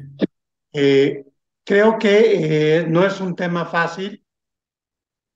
Evidentemente la Reserva Federal también tiene responsabilidad en esto. El alza de 4.5 puntos que decidió, 4.25 puntos el año pasado, más lo que decide este año, 4.50 puntos desde marzo del año pasado, sí ha generado un desequilibrio muy importante en las finanzas de los entes financieros, ¿no? Creo que como tú bien lo has dicho aquí, la Reserva Federal se tardó en subir sus tasas de interés cuando ya había señales de presiones inflacionarias importantes desde finales del 2020. Es una situación muy complicada. La quiebra de 3 bancos regionales, sobre todo Security Bank y Silicon Valley, pues sí genera un problema de contagio financiero que evidentemente nos mete en una situación de emergencia económica que nos cambia completamente el escenario, ¿no? Mira, ayer salieron datos de ventas al menudeo y de inflación al productor. Sí. El mercado no atendió esos datos porque la atención estaba centrada más en una posible crisis financiera mundial. Pues a ver qué sucede, porque y lo que decida la Fed tiene consecuencias, tiene que valorar el efecto que ha tenido ese año de alzas particularmente agresivas. Nunca se había habido o no se había visto o ejercido una serie de 4 incrementos consecutivos en la tasa de interés en terrenos de 3/4 de punto porcentual, ¿no? Y eso finalmente provoca impacto en la economía real, y ahora se están dando cuenta que a lo mejor fue demasiado agresivo y que están generando problemas o están haciendo que afloren problemas que tenían ya empresas o sectores con presiones muy fuertes en sus formas de comportamiento, que con el alza de tasas de interés pues acabaron aflorando, porque el asunto de la Fed tiene alcances multinacionales o multirregionales, no es un asunto que afecte solamente a Estados Unidos, y se tiene que dar cuenta la Fed que tiene también una responsabilidad histórica a nivel global, ¿no? Sí, y también fallaron los pronosticadores. Sí, Los bueno, sí, pronosticadores no esperaban inflaciones sí, arriba del 9% en Estados Unidos, sí, porque claro, muchas veces con esos pronósticos tú diseñas tu estrategia de claro, tasas, claro, ¿no? O sea, hay responsabilidad de todos lados, pero yo creo que en este momento no se trata de encontrar culpables, sino claro. buscar cómo resolvemos que esta situación no empeore y se vuelve una crisis financiera mundial, ¿no? Ahí está, Securities, ahí está el Silicon Valley Bank, ahí está Credit Suisse, o sea, son llamaditas de atención, y ojalá sean solamente llamaditas de atención y no tengamos en un par de meses más o varias semanas más el hecho de que notar que, bueno, acabaron siendo los antecedentes de lo que se venía como una crisis global de grandes dimensiones. Lo que yo le veo en riesgo, y hemos insistido mucho aquí en Entorno al Dinero, es que existe un contexto de sobreendeudamiento global, encabezada, por supuesto, por las naciones desarrolladas, que tienen nivel de deuda muy alto, y que el punto de equilibrio es muy delgado, el hilo en donde están sujetas esas empresas y esas deudas es muy delgado, y si de algún lado se rompe, se viene un problema muy importante, porque no nos hemos dado a la tarea de establecer las reglas de la nueva economía global. Mira, Y yo creo sí, que es un tema más de otro tipo, perdón que te contradiga.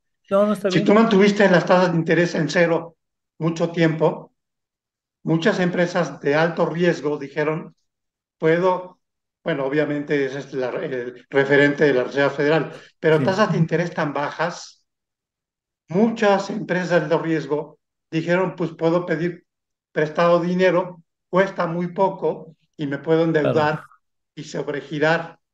Y creo que esta situación también afectó, por ejemplo, al mercado claro, inmobiliario en Estados Unidos, ¿no? claro, por supuesto, sí, O sea, los créditos hipotecarios que se fueron de repente de un nivel del 1% a un nivel del 6%, pues evidentemente te generan una bronca muy fuerte, ¿no? sí, Pero eso traducido también en empresas de alta tecnología que se endeudaron o que recogieron capital en el mercado accionario y que de repente ven que su negocio no está haciendo lo que pensaban, están teniendo problemas de pago de deudas de este tipo de negocios de alto riesgo, ¿no? sí, sí, tienes toda la razón, sí, ¿Y ciertamente, quiénes eran los clientes de Silicon Valley? Este tipo de empresas. sí, las tecnológicas, claro. Bueno, Pablo, muchas gracias por haber estado con nosotros. Te agradezco mucho, Eduardo. No, al contrario, el agradecido somos nosotros. Muchas gracias y hasta pronto. Hasta luego, Gracias, Eduardo. gracias, gracias. Ahora sí tenemos saludos, Belén. Ahora sí tenemos los saludos, claro que sí. Manuel Licea manda saludos a Sergio y nos comenta, dice, espero lo de Monreal no se llegue a realizar. Estimo será una traición a la ciudadanía por parte de los partidos. Muchas gracias por tu comentario. Tavo Rivera también nos manda saludar desde Mexicali. Te mandamos un abrazo. Y Manuel Licea también dice otro comentario. Disculpa, Mauricio, pero no entendí ni jota, perdón. Creo que el sello este de esta administración nos hace bolas a todos. Y Marieta Hermida, sí, pues también me causó gracia. María Enriqueta Hermida, por su parte, también nos saluda desde Veracruz. Un abrazo hasta allá. Muchas gracias. Muchas gracias. Y tenemos, entonces, ya tenemos los primeros tres, los segundos tres. Ahora nos vamos a vaciar de una vez la lista de los 10 más millonarios entre los millonarios según Bloomberg. Juan, tu audio, por favor. Perdón. Pero seguimos con el séptimo, que sería Steve Ballmer. Su fortuna proviene de Microsoft y él se calcula en 90.800 millones de dólares. El octavo sería Larry Page, que es el cofundador de Google. Son 77.000 millones de dólares su fortuna. El noveno sería Carlos Slim. Su fortuna se calcula en 85.800 millones de dólares. Él sería el noveno. Y el décimo sería Sergey Brin, que es otro de los millonarios de Google, cuya fortuna se calcula en 70.000 millones de dólares. Esos serían Bien. los 10. Esos son los 10. Hacemos una pausa. En la pausa seguimos, o ya terminamos con Sarmiento. Vamos con Raimundo Rivapalacio y después de él tendremos una entrevista con Jesús Cervantes, director de Estudios Estadísticas Económicas del CEMLA, y quien nos habla sobre asuntos muy poco conocidos de las remesas. Esto es En torno al dinero. Con Eduardo Torreblanca y Lidia Barrón Cortés. Hacemos una pequeña pausa y continuamos.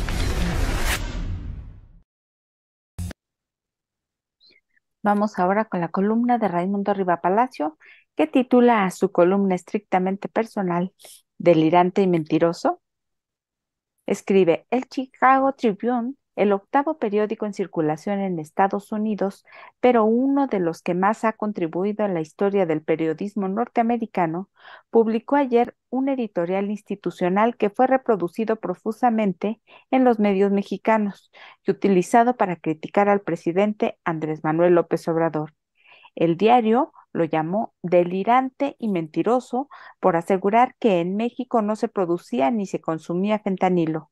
En efecto, la mentira no pudo ser mayor. 3 semanas antes, el secretario de la Defensa, Luis Crescencio Sandoval, había anunciado el aseguramiento del laboratorio de fentanilo más grande en el sexenio.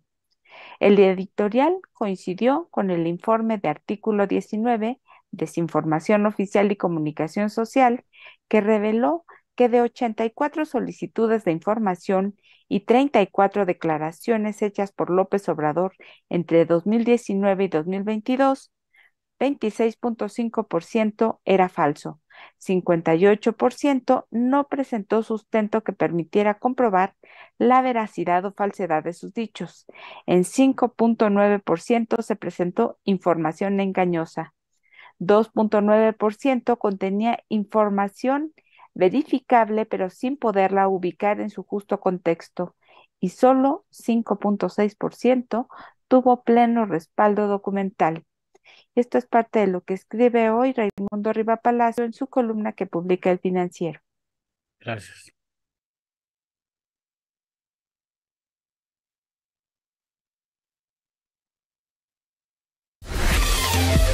Ya estamos de regreso. Esto es En torno al dinero.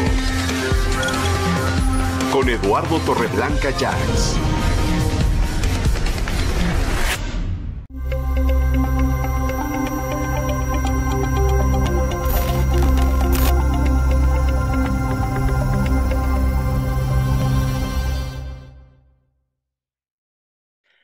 Bien, ahora vamos a hablar con Jesús Cervantes, director de Estadísticas Económicas y coordinador del Foro de Remesas del CEMLA, del Centro de Estudios Monetarios Latinoamericanos. Jesús, gracias. Investigaciones de ustedes marcan que hay preferencia de horarios y días de envío y horarios de envío de las remesas de mexicanos. Incluso hay datos de otros países de Centroamérica. Este estudio acerca de a qué horas se envían las remesas a México viene de un proyecto conjunto de Banorte y el CEMLA que hemos desarrollado durante años y que tenemos en nuestro programa de actividades volverlo a trabajar en 2023. Y básicamente el origen de estos trabajos era identificar el género de las personas que mandan la remesa a México y el género del receptor. ¿Por qué este interés? Porque la idea general que tiene todo mundo acerca de quién manda las remesas es como que es hombre, ¿sí? Sí, sí, Hay sí. una visión de que el migrante mexicano que manda remesas es hombre. De hecho, incluso que el migrante mexicano que se va a Estados Unidos es hombre, que deja a la esposa y a los niños en México. Eso es una visión como medio romántica, ¿no? Sí, sí, La sí. realidad es que realmente las mujeres también emigran y las mujeres también mandan remesas, ¿sí? Y ya los últimos datos disponibles son de que alrededor del 48% de los migrantes mexicanos en Estados Unidos son mujeres, ¿no? Entonces, nosotros queríamos saber, digamos, Banorte y el CEMLA, qué porcentaje de las remesas que recibe México son enviadas por mujeres. Sí. Y entonces para eso necesitas los microdatos, necesitas el registro, ¿sí? Sí, Necesitas sí. el registro. Y entonces Banorte nos proporcionó toda una base de datos muy amplia. La trabajamos primero con datos de 2013 y luego con datos de 2017 y el última versión con 2017 ya prácticamente trabajamos cerca de 12 millones de envíos de remesas y cómo el registro de la transacción es confidencial, pero nosotros queríamos, por secreto bancario, como queríamos Sí. identificar el género, solo nos dieron los primeros nombres del remitente y el primer nombre del receptor, ¿sí? Entonces no nos están dando ningún dato confidencial. Y nosotros con archivos de nombres empezamos a identificar el género. De hecho, este estudio es una nota que, la siguiente nota que vamos a sacar, ya incluimos 7 países latinoamericanos, o sea, México más 6 países principales receptores de remesas de América Latina y el Caribe. Bueno, de eso salió que alrededor del 25% de las remesas que recibe México son enviadas por mujeres. Sí.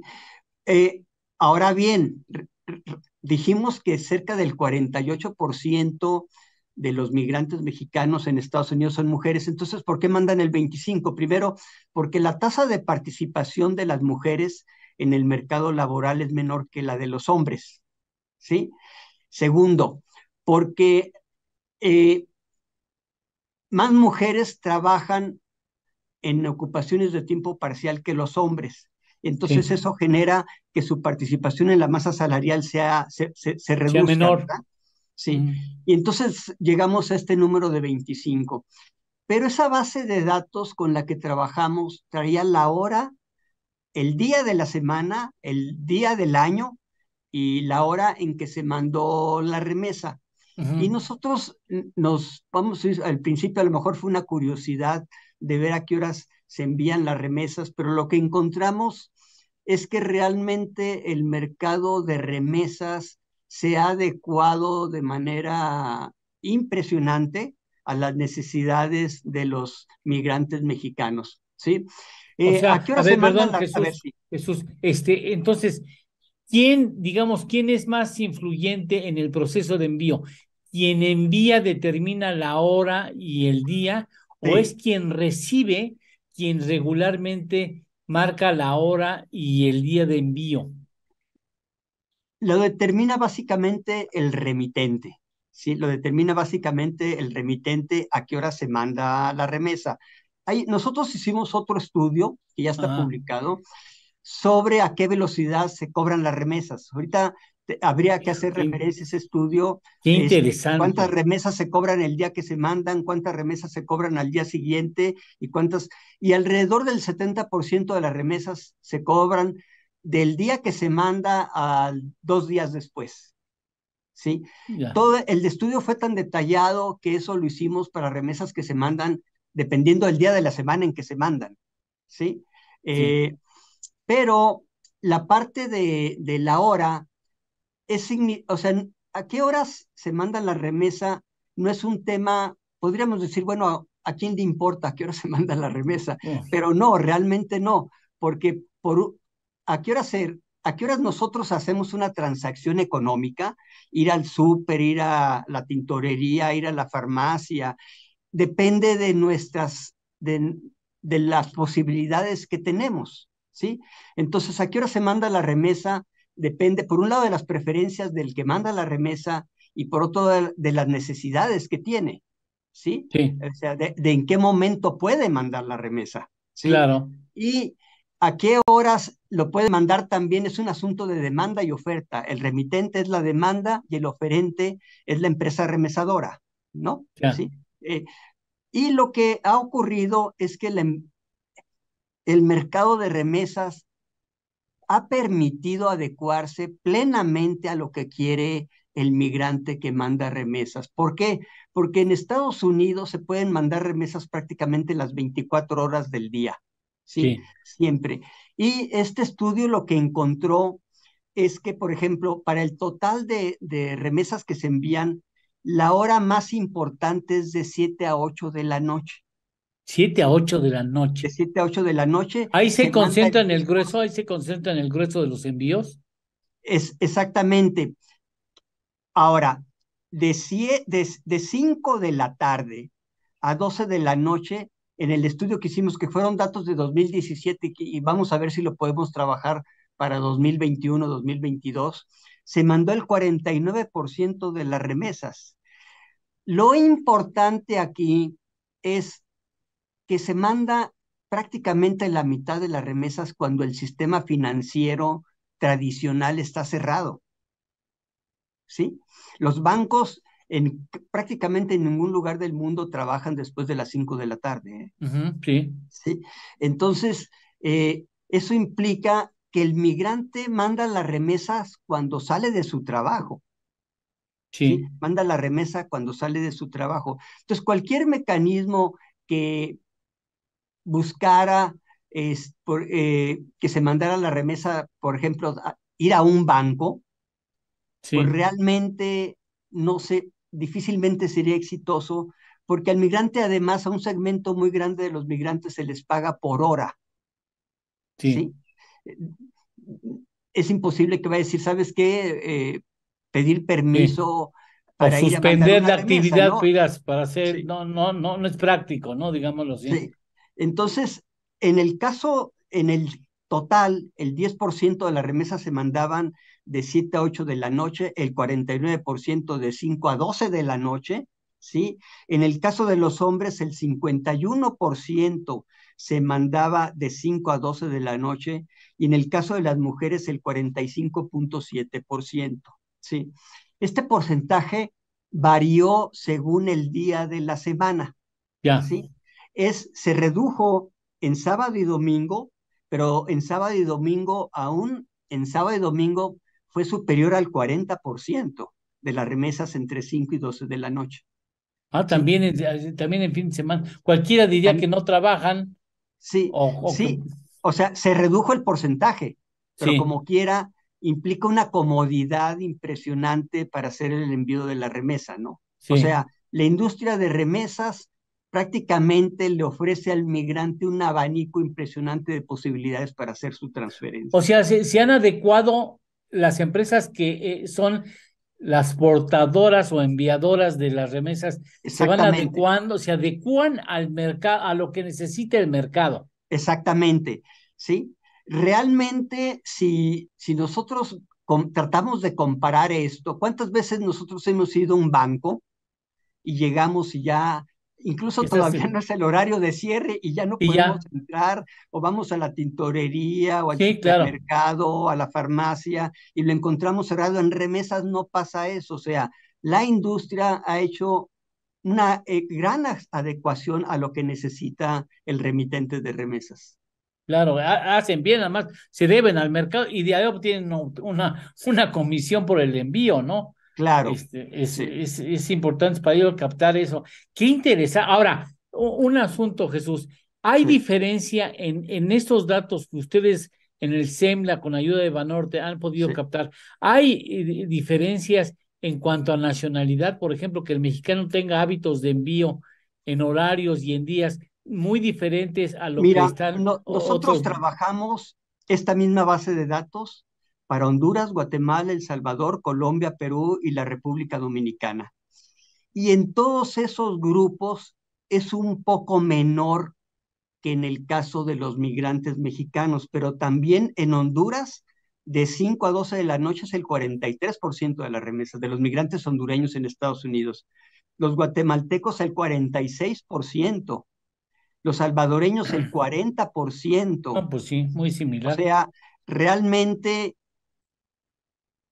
comparten algunas características los migrantes y hay un segmento importante que tiene la preferencia de mandar la remesa cuando sale de su trabajo. Oiga, Jesús, a ver, pensando en voz alta, Sí. ¿podría haber tenido algo el mexicano que ver en influir en otros grupos de Centroamérica en los hábitos y la forma de enviar? ¿A qué me refiero? Me imagino que llega una persona y lo primero que pregunta es, "Bueno, ¿cómo voy a enviar el dinero?" Y pregunta a un similar, a otro Sí. migrante, "Oye, ¿tú cómo envías el dinero?" Y entonces el otro le dice el caminito que sigue, y lo que hará el nuevo, digamos, es imitar ciertas prácticas, por Sí. lo pronto escoger a la misma compañía que va a enviar el dinero y posiblemente lo acompañe al mexicano en la primera disposición, ya después toma sus decisiones solo. Pero ¿puede haber algún tipo de influencia de la Yo comunidad creo mayoritaria que es que mexicana?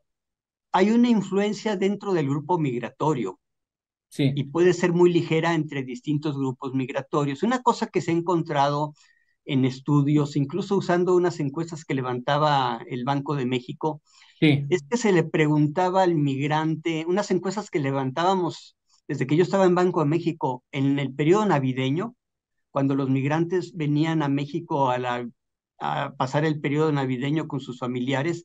Esta encuesta se levantaba en aeropuertos y en cruces fronterizos. Se le preguntaba a migrantes, cuando tú emigraste de México, ¿llegaste a vivir con familiares o amigos? sí, Y la mayoría de ellos llegaban con familiares de amigos, ¿sí? claro, Eso abarata el proceso de aprendizaje de ser claro, migrante, ¿sí? claro, claro. Y Ahora, entonces abarata también todo el conocimiento de uy. cómo mandar remesas, etcétera, ¿sí? Para los gobiernos centroamericanos, esto es bueno y también para el México, por supuesto. Esta información es oro molido, ¿eh? Es Sí, oro molido, sí, es oro molido. fíjate que los porcentajes que mencioné de Honduras y Guatemala son más cercanos a los de México, a de los migrantes mexicanos, que los de Colombia o los de Perú, porque el migrante centroamericano se parece más al mexicano, Ya, el hondureño y el guatemalteco, en términos de características, de escolaridad, etcétera. sí. Sí. Ahora, ¿qué es lo que sigue, Chucho? Jesús, perdón. ¿Qué es lo que Mira, sigue? vamos a sacar una nota sobre, también con datos a 2017 y como te dije, vamos a tratar de actualizarlo con datos a 2021. Estamos con Banorte precisamente viendo todo el proceso de bases de datos, etcétera. Pero por lo pronto vamos a sacar remesas y género, ¿sí?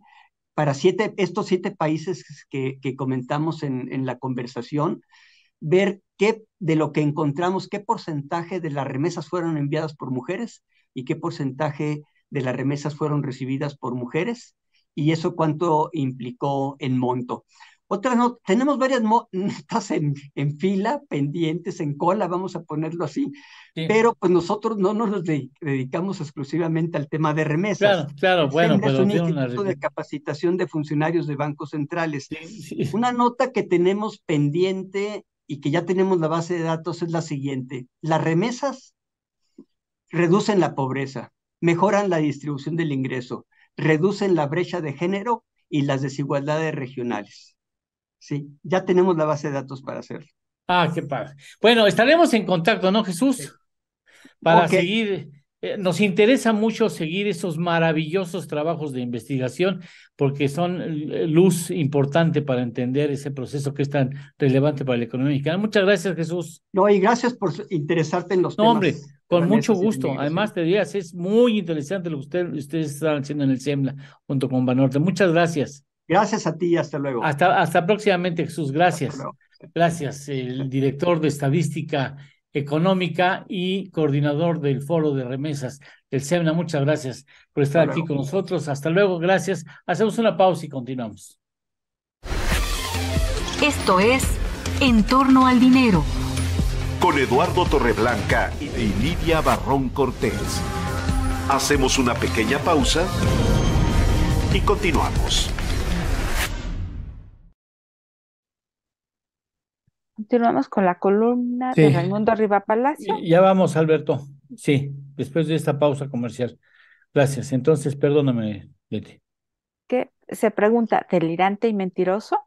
Escribe, durante las primeras 1000 mañaneras del presidente, alcanzadas el 23 de diciembre, el promedio diario de afirmaciones falsas o no verificables fue de 94, de acuerdo con el seguimiento de SPIN, Taller de Comunicación Política, que sumarían 94,000 frente a las 30,000 mentiras de Donald Trump durante su presidencia, según un análisis de The Washington Post, que dio pie al Tribune para decir que Estados Unidos votó para destituir a su mentiroso presidente en 2020, pero al otro lado de la frontera, México lidia con su propio líder delirante.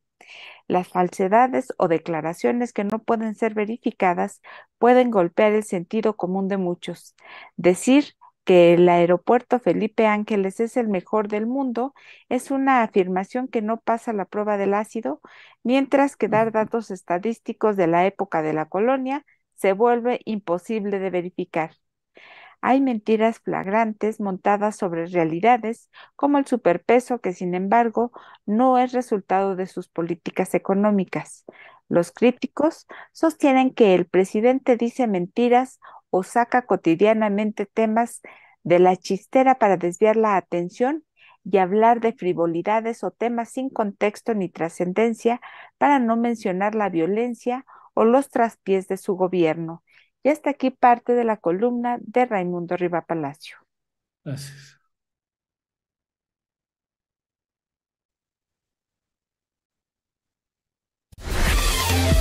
Ya estamos de regreso. Esto es En torno al dinero. Con Eduardo Torreblanca Llanes. Gracias. Bueno, me da mucho gusto poderle agradecer y tener aquí en este espacio al doctor Carlos Alberto Martínez. Varias veces doctor, ¿verdad? Doctor. Exactamente, así es. Oye, ex ejecutivo en el Banco de México, ex funcionario. ¿Qué debe ser? ¿Siendo autónomo, ¿deseas ejecutivo o funcionario del Banco Central? Funcionario, sí, le llaman funcionario, aunque la cotización de los trabajadores de ahí es al Seguro Social y no al ISSSTE, por ejemplo, que eso es donde trabajan los Mira, trabajadores qué dato tan interesante. Sí, interesante.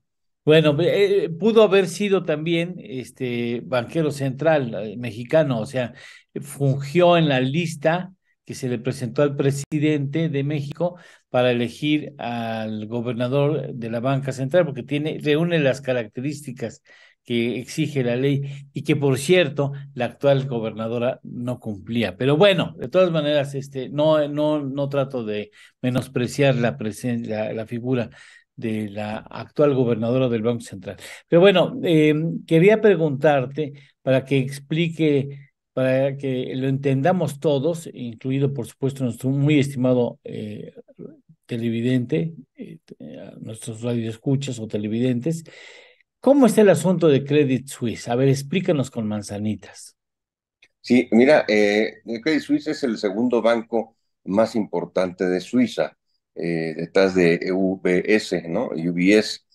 Ahí son los bancos, fundamentalmente ellos dos, porque mucho de la banca en Suiza se maneja a través de cantones, que es una suerte de bancos, pero no tan grandes, que no tienen la función completa de los bancos, ¿no? Que puedes hacer fideicomisos, préstamos, captación, etcétera, ¿no? Pero bueno, son los dos bancos más emblemáticos de Suiza.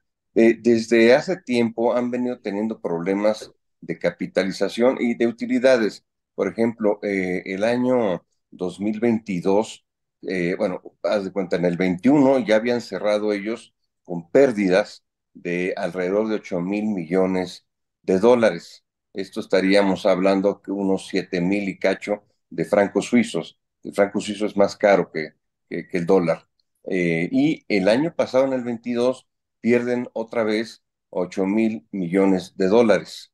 Entonces, al reportar estas pérdidas, la única manera de solucionarlo, con base en la regulación financiera internacional, es inyectándole más capital por parte de los accionistas o buscar nuevos accionistas, nuevo capital. Y uno de los fondos, uno de los principales propietarios del banco de Credit Suisse es el Banco de Arabia Saudita, ¿no? Es el banco, digamos, central de allá.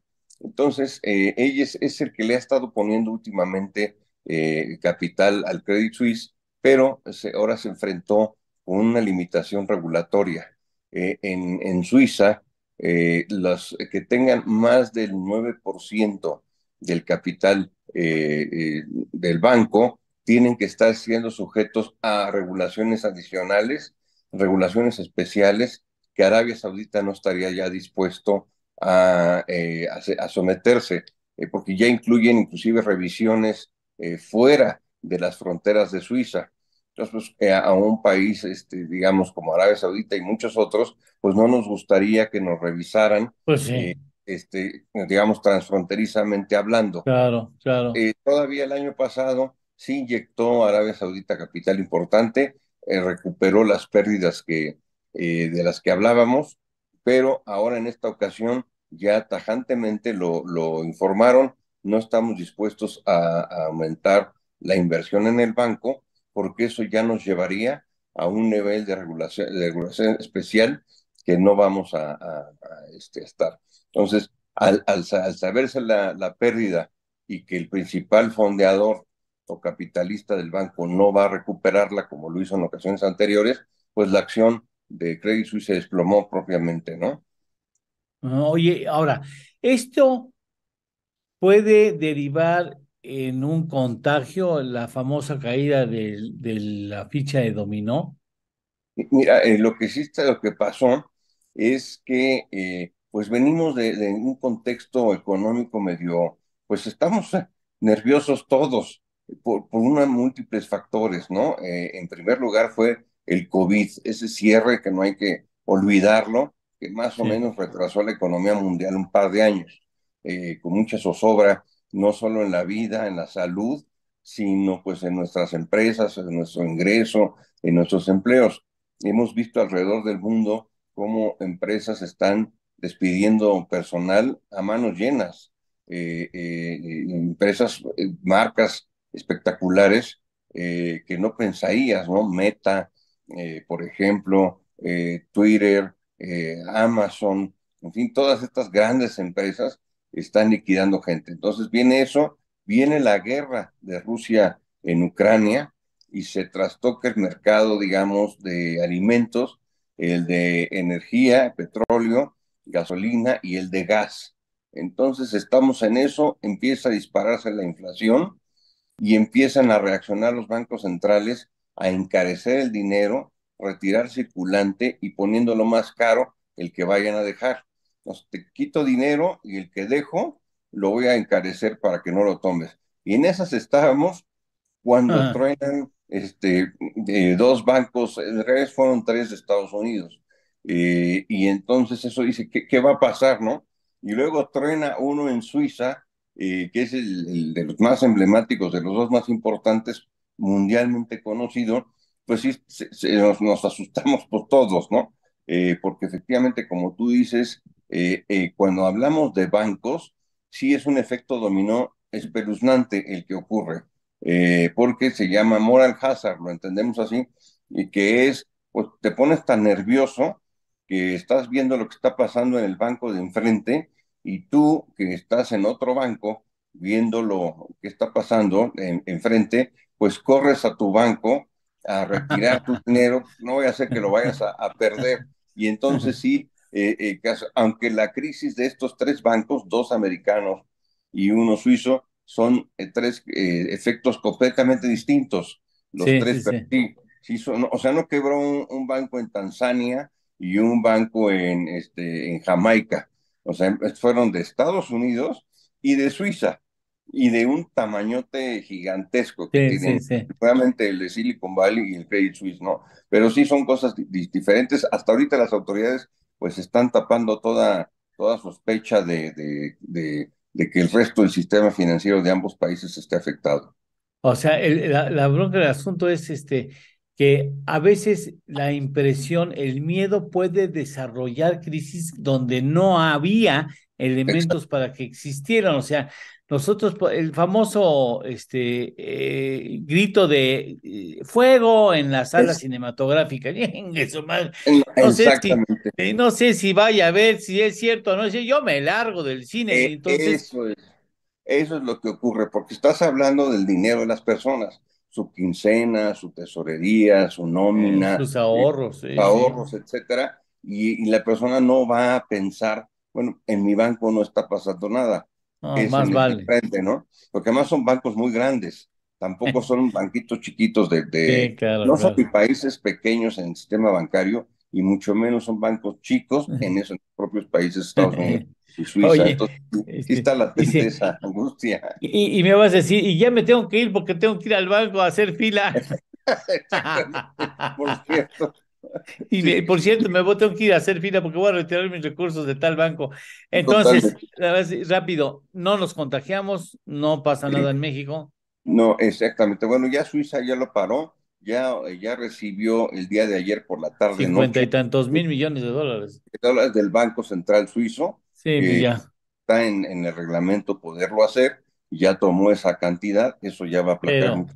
Porque la pérdida fue venga. de 8 y estás tomando 54, pues ya Ah, rebasas bueno. muy bien. Pero en México no tiene ningún riesgo de contagio porque en México los bancos no prestan. Entonces, si no prestas, por eso en 2008 no pasó nada y en esta tampoco va a pasar nada. La verdad es que los bancos mexicanos le prestan solamente al ¿A qué ciudadano tiene? común tarjeta de crédito y consumo, algo hipotecario, pero a las empresas no le prestan nunca, la verdad. Carlos, muchas gracias. Te agradezco mucho que estés con nosotros. Encantado, encantado, Eduardo. Muchas gracias. Te mando un abrazo. Gracias. Gracias, igualmente. Gracias. Bueno, qué importante es estar tranquilos para dormir bien, ¿verdad, Belén? Así es, Lalo, hay que estar tranquilos, tener una buena conciencia para dormir bien, además de, bueno, otras cosas. Adelante. ¿No? Pues bueno, ahí vamos con nuestra comentario de hoy sobre la salud. En cuanto al sueño, pues ya que muchas personas solo duermen 6 horas o menos por noche.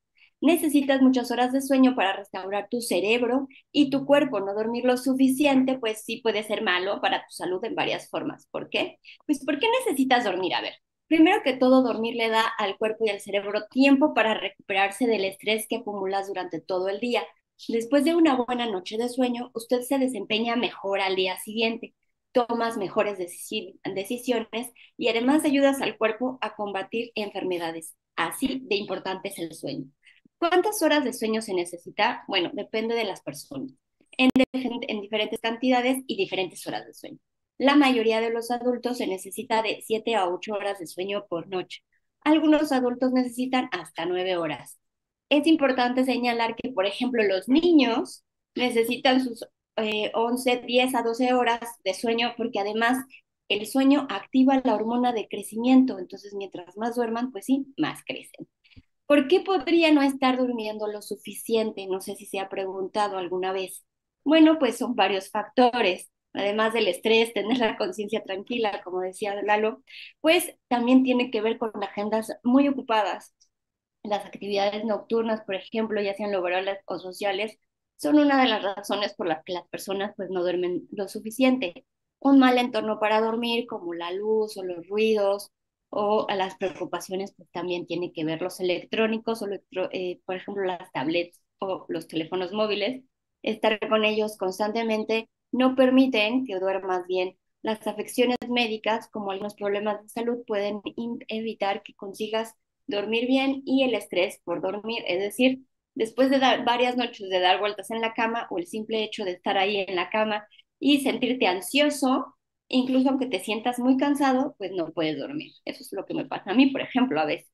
Trastornos del sueño. ¿Cuáles son los trastornos principales? Bueno, el número uno y el más común es el insomnio, cuando usted tiene problemas para quedarse dormido o dormir toda la noche. La apnea del sueño, eso ya lo hablamos en una sesión anterior, y decíamos que la apnea del sueño es una afección en la cual la respiración se detiene durante toda la noche, o en partes de la noche, mejor dicho, y el síndrome de las piernas inquietas, eso puede mantenerlo despierto, sí, con ganas de mover sus extremidades inferiores. El sueño y la seguridad. ¿A qué me refiero? Pues sí, cuando la falta del sueño no solo afecta a las personas con problemas para dormir, la fatiga se vincula con muchísimos accidentes. El exceso de cansancio lleva a los errores humanos pues muy grandes, y están detrás de grandes catástrofes. Recordemos, por ejemplo, el derrame petrolero de Exxon y el accidente nuclear de Chernobyl. Esto fue provocado por la falta de horas de sueño, que pues también ha contribuido a accidentes aéreos. Cada año, 100.000 accidentes automovilísticos y 1.550 muertes son provocados por conductores exhaustos. La falta de sueño también puede dificultar más la seguridad en el trabajo y puede ocasionar errores o médicos o accidentes industriales. El sueño y la salud. No dormir incrementa el riesgo de varias enfermedades como diabetes, la obesidad, que ya lo habíamos dicho algunas veces en este programa, que es el que más me asusta porque no consigues tener el suficiente descanso y eso hace que tengas exceso de grasas. Infección en su sistema inmunitario, que necesita que usted duerma mejor para combatir resfriados, y una salud mental mejor. Mejora la salud mental el dormir bien, porque la depresión y la ansiedad pueden empeorar si no duerme. Así que ya sabe, cuando tenga estos síntomas, pues acuda a su médico para que le ayude a dormir bien. Ahí está. Aunque no hay nada como hacer ejercicio, alimentarse correctamente, ¿no? Regularmente cuando uno hace ejercicio de manera correcta, en la proporción correcta, uno duerme bien. Y a mí me parece, y cuando puedes hacer ejercicio en la noche, te tomas un baño calientito, algo ligero, una frutita, y te duermes excelentemente bien. Y dejar la tablet por lo menos el celular por lo menos una hora Pues antes sí, de jugar. pues sí, a desconectarte, ¿no? Sí, claro. Bueno, pues ya, gracias, muy interesante y sobre todo muy importante tener en consideración la calidad del sueño. Muchas gracias, Belén. Gracias, pues ya nos vamos, ya nos Ya nos vamos. vamos, ya llegó la A hora ver, de irse. si alguien se pregunta por qué no estamos en la bancaria, entre otras cosas, porque el desplante hubiese sido muy alto para la información tan rara que tendríamos, porque hoy se inaugura a las 6 de la tarde. Teníamos que haber llegado el miércoles en el transcurso del día, preparar las cosas, tener algún material, tener alguna entrevista con alguien que no ha llegado todavía a la convención bancaria. Hoy está un desmadre, todo el mundo haciendo filas en los hoteles para poder instalarse, y entonces valoramos y me parece que era mejor, más estable, mejor quedarnos en México y transmitir de aquí algunas contingencias y no precisamente estar metidos en el ajo, que es un desmadre, después te regresas. No, olvídenlo. Muy breve tiempo, la convención bancaria se ha reducido de manera muy importante y entonces preferimos transmitir desde aquí. Ya nos vamos, Belén, tú nos despides. Ya nos vamos, le agradezco su presencia. En nombre de mis compañeros de En Torno al Dinero, lo esperamos mañana en punto de las 6. Haga de este un excelente día. Adiós. Gracias. Llegamos al final de nuestra jornada. Acaba En Torno al Dinero con Eduardo Torreblanca Llanes.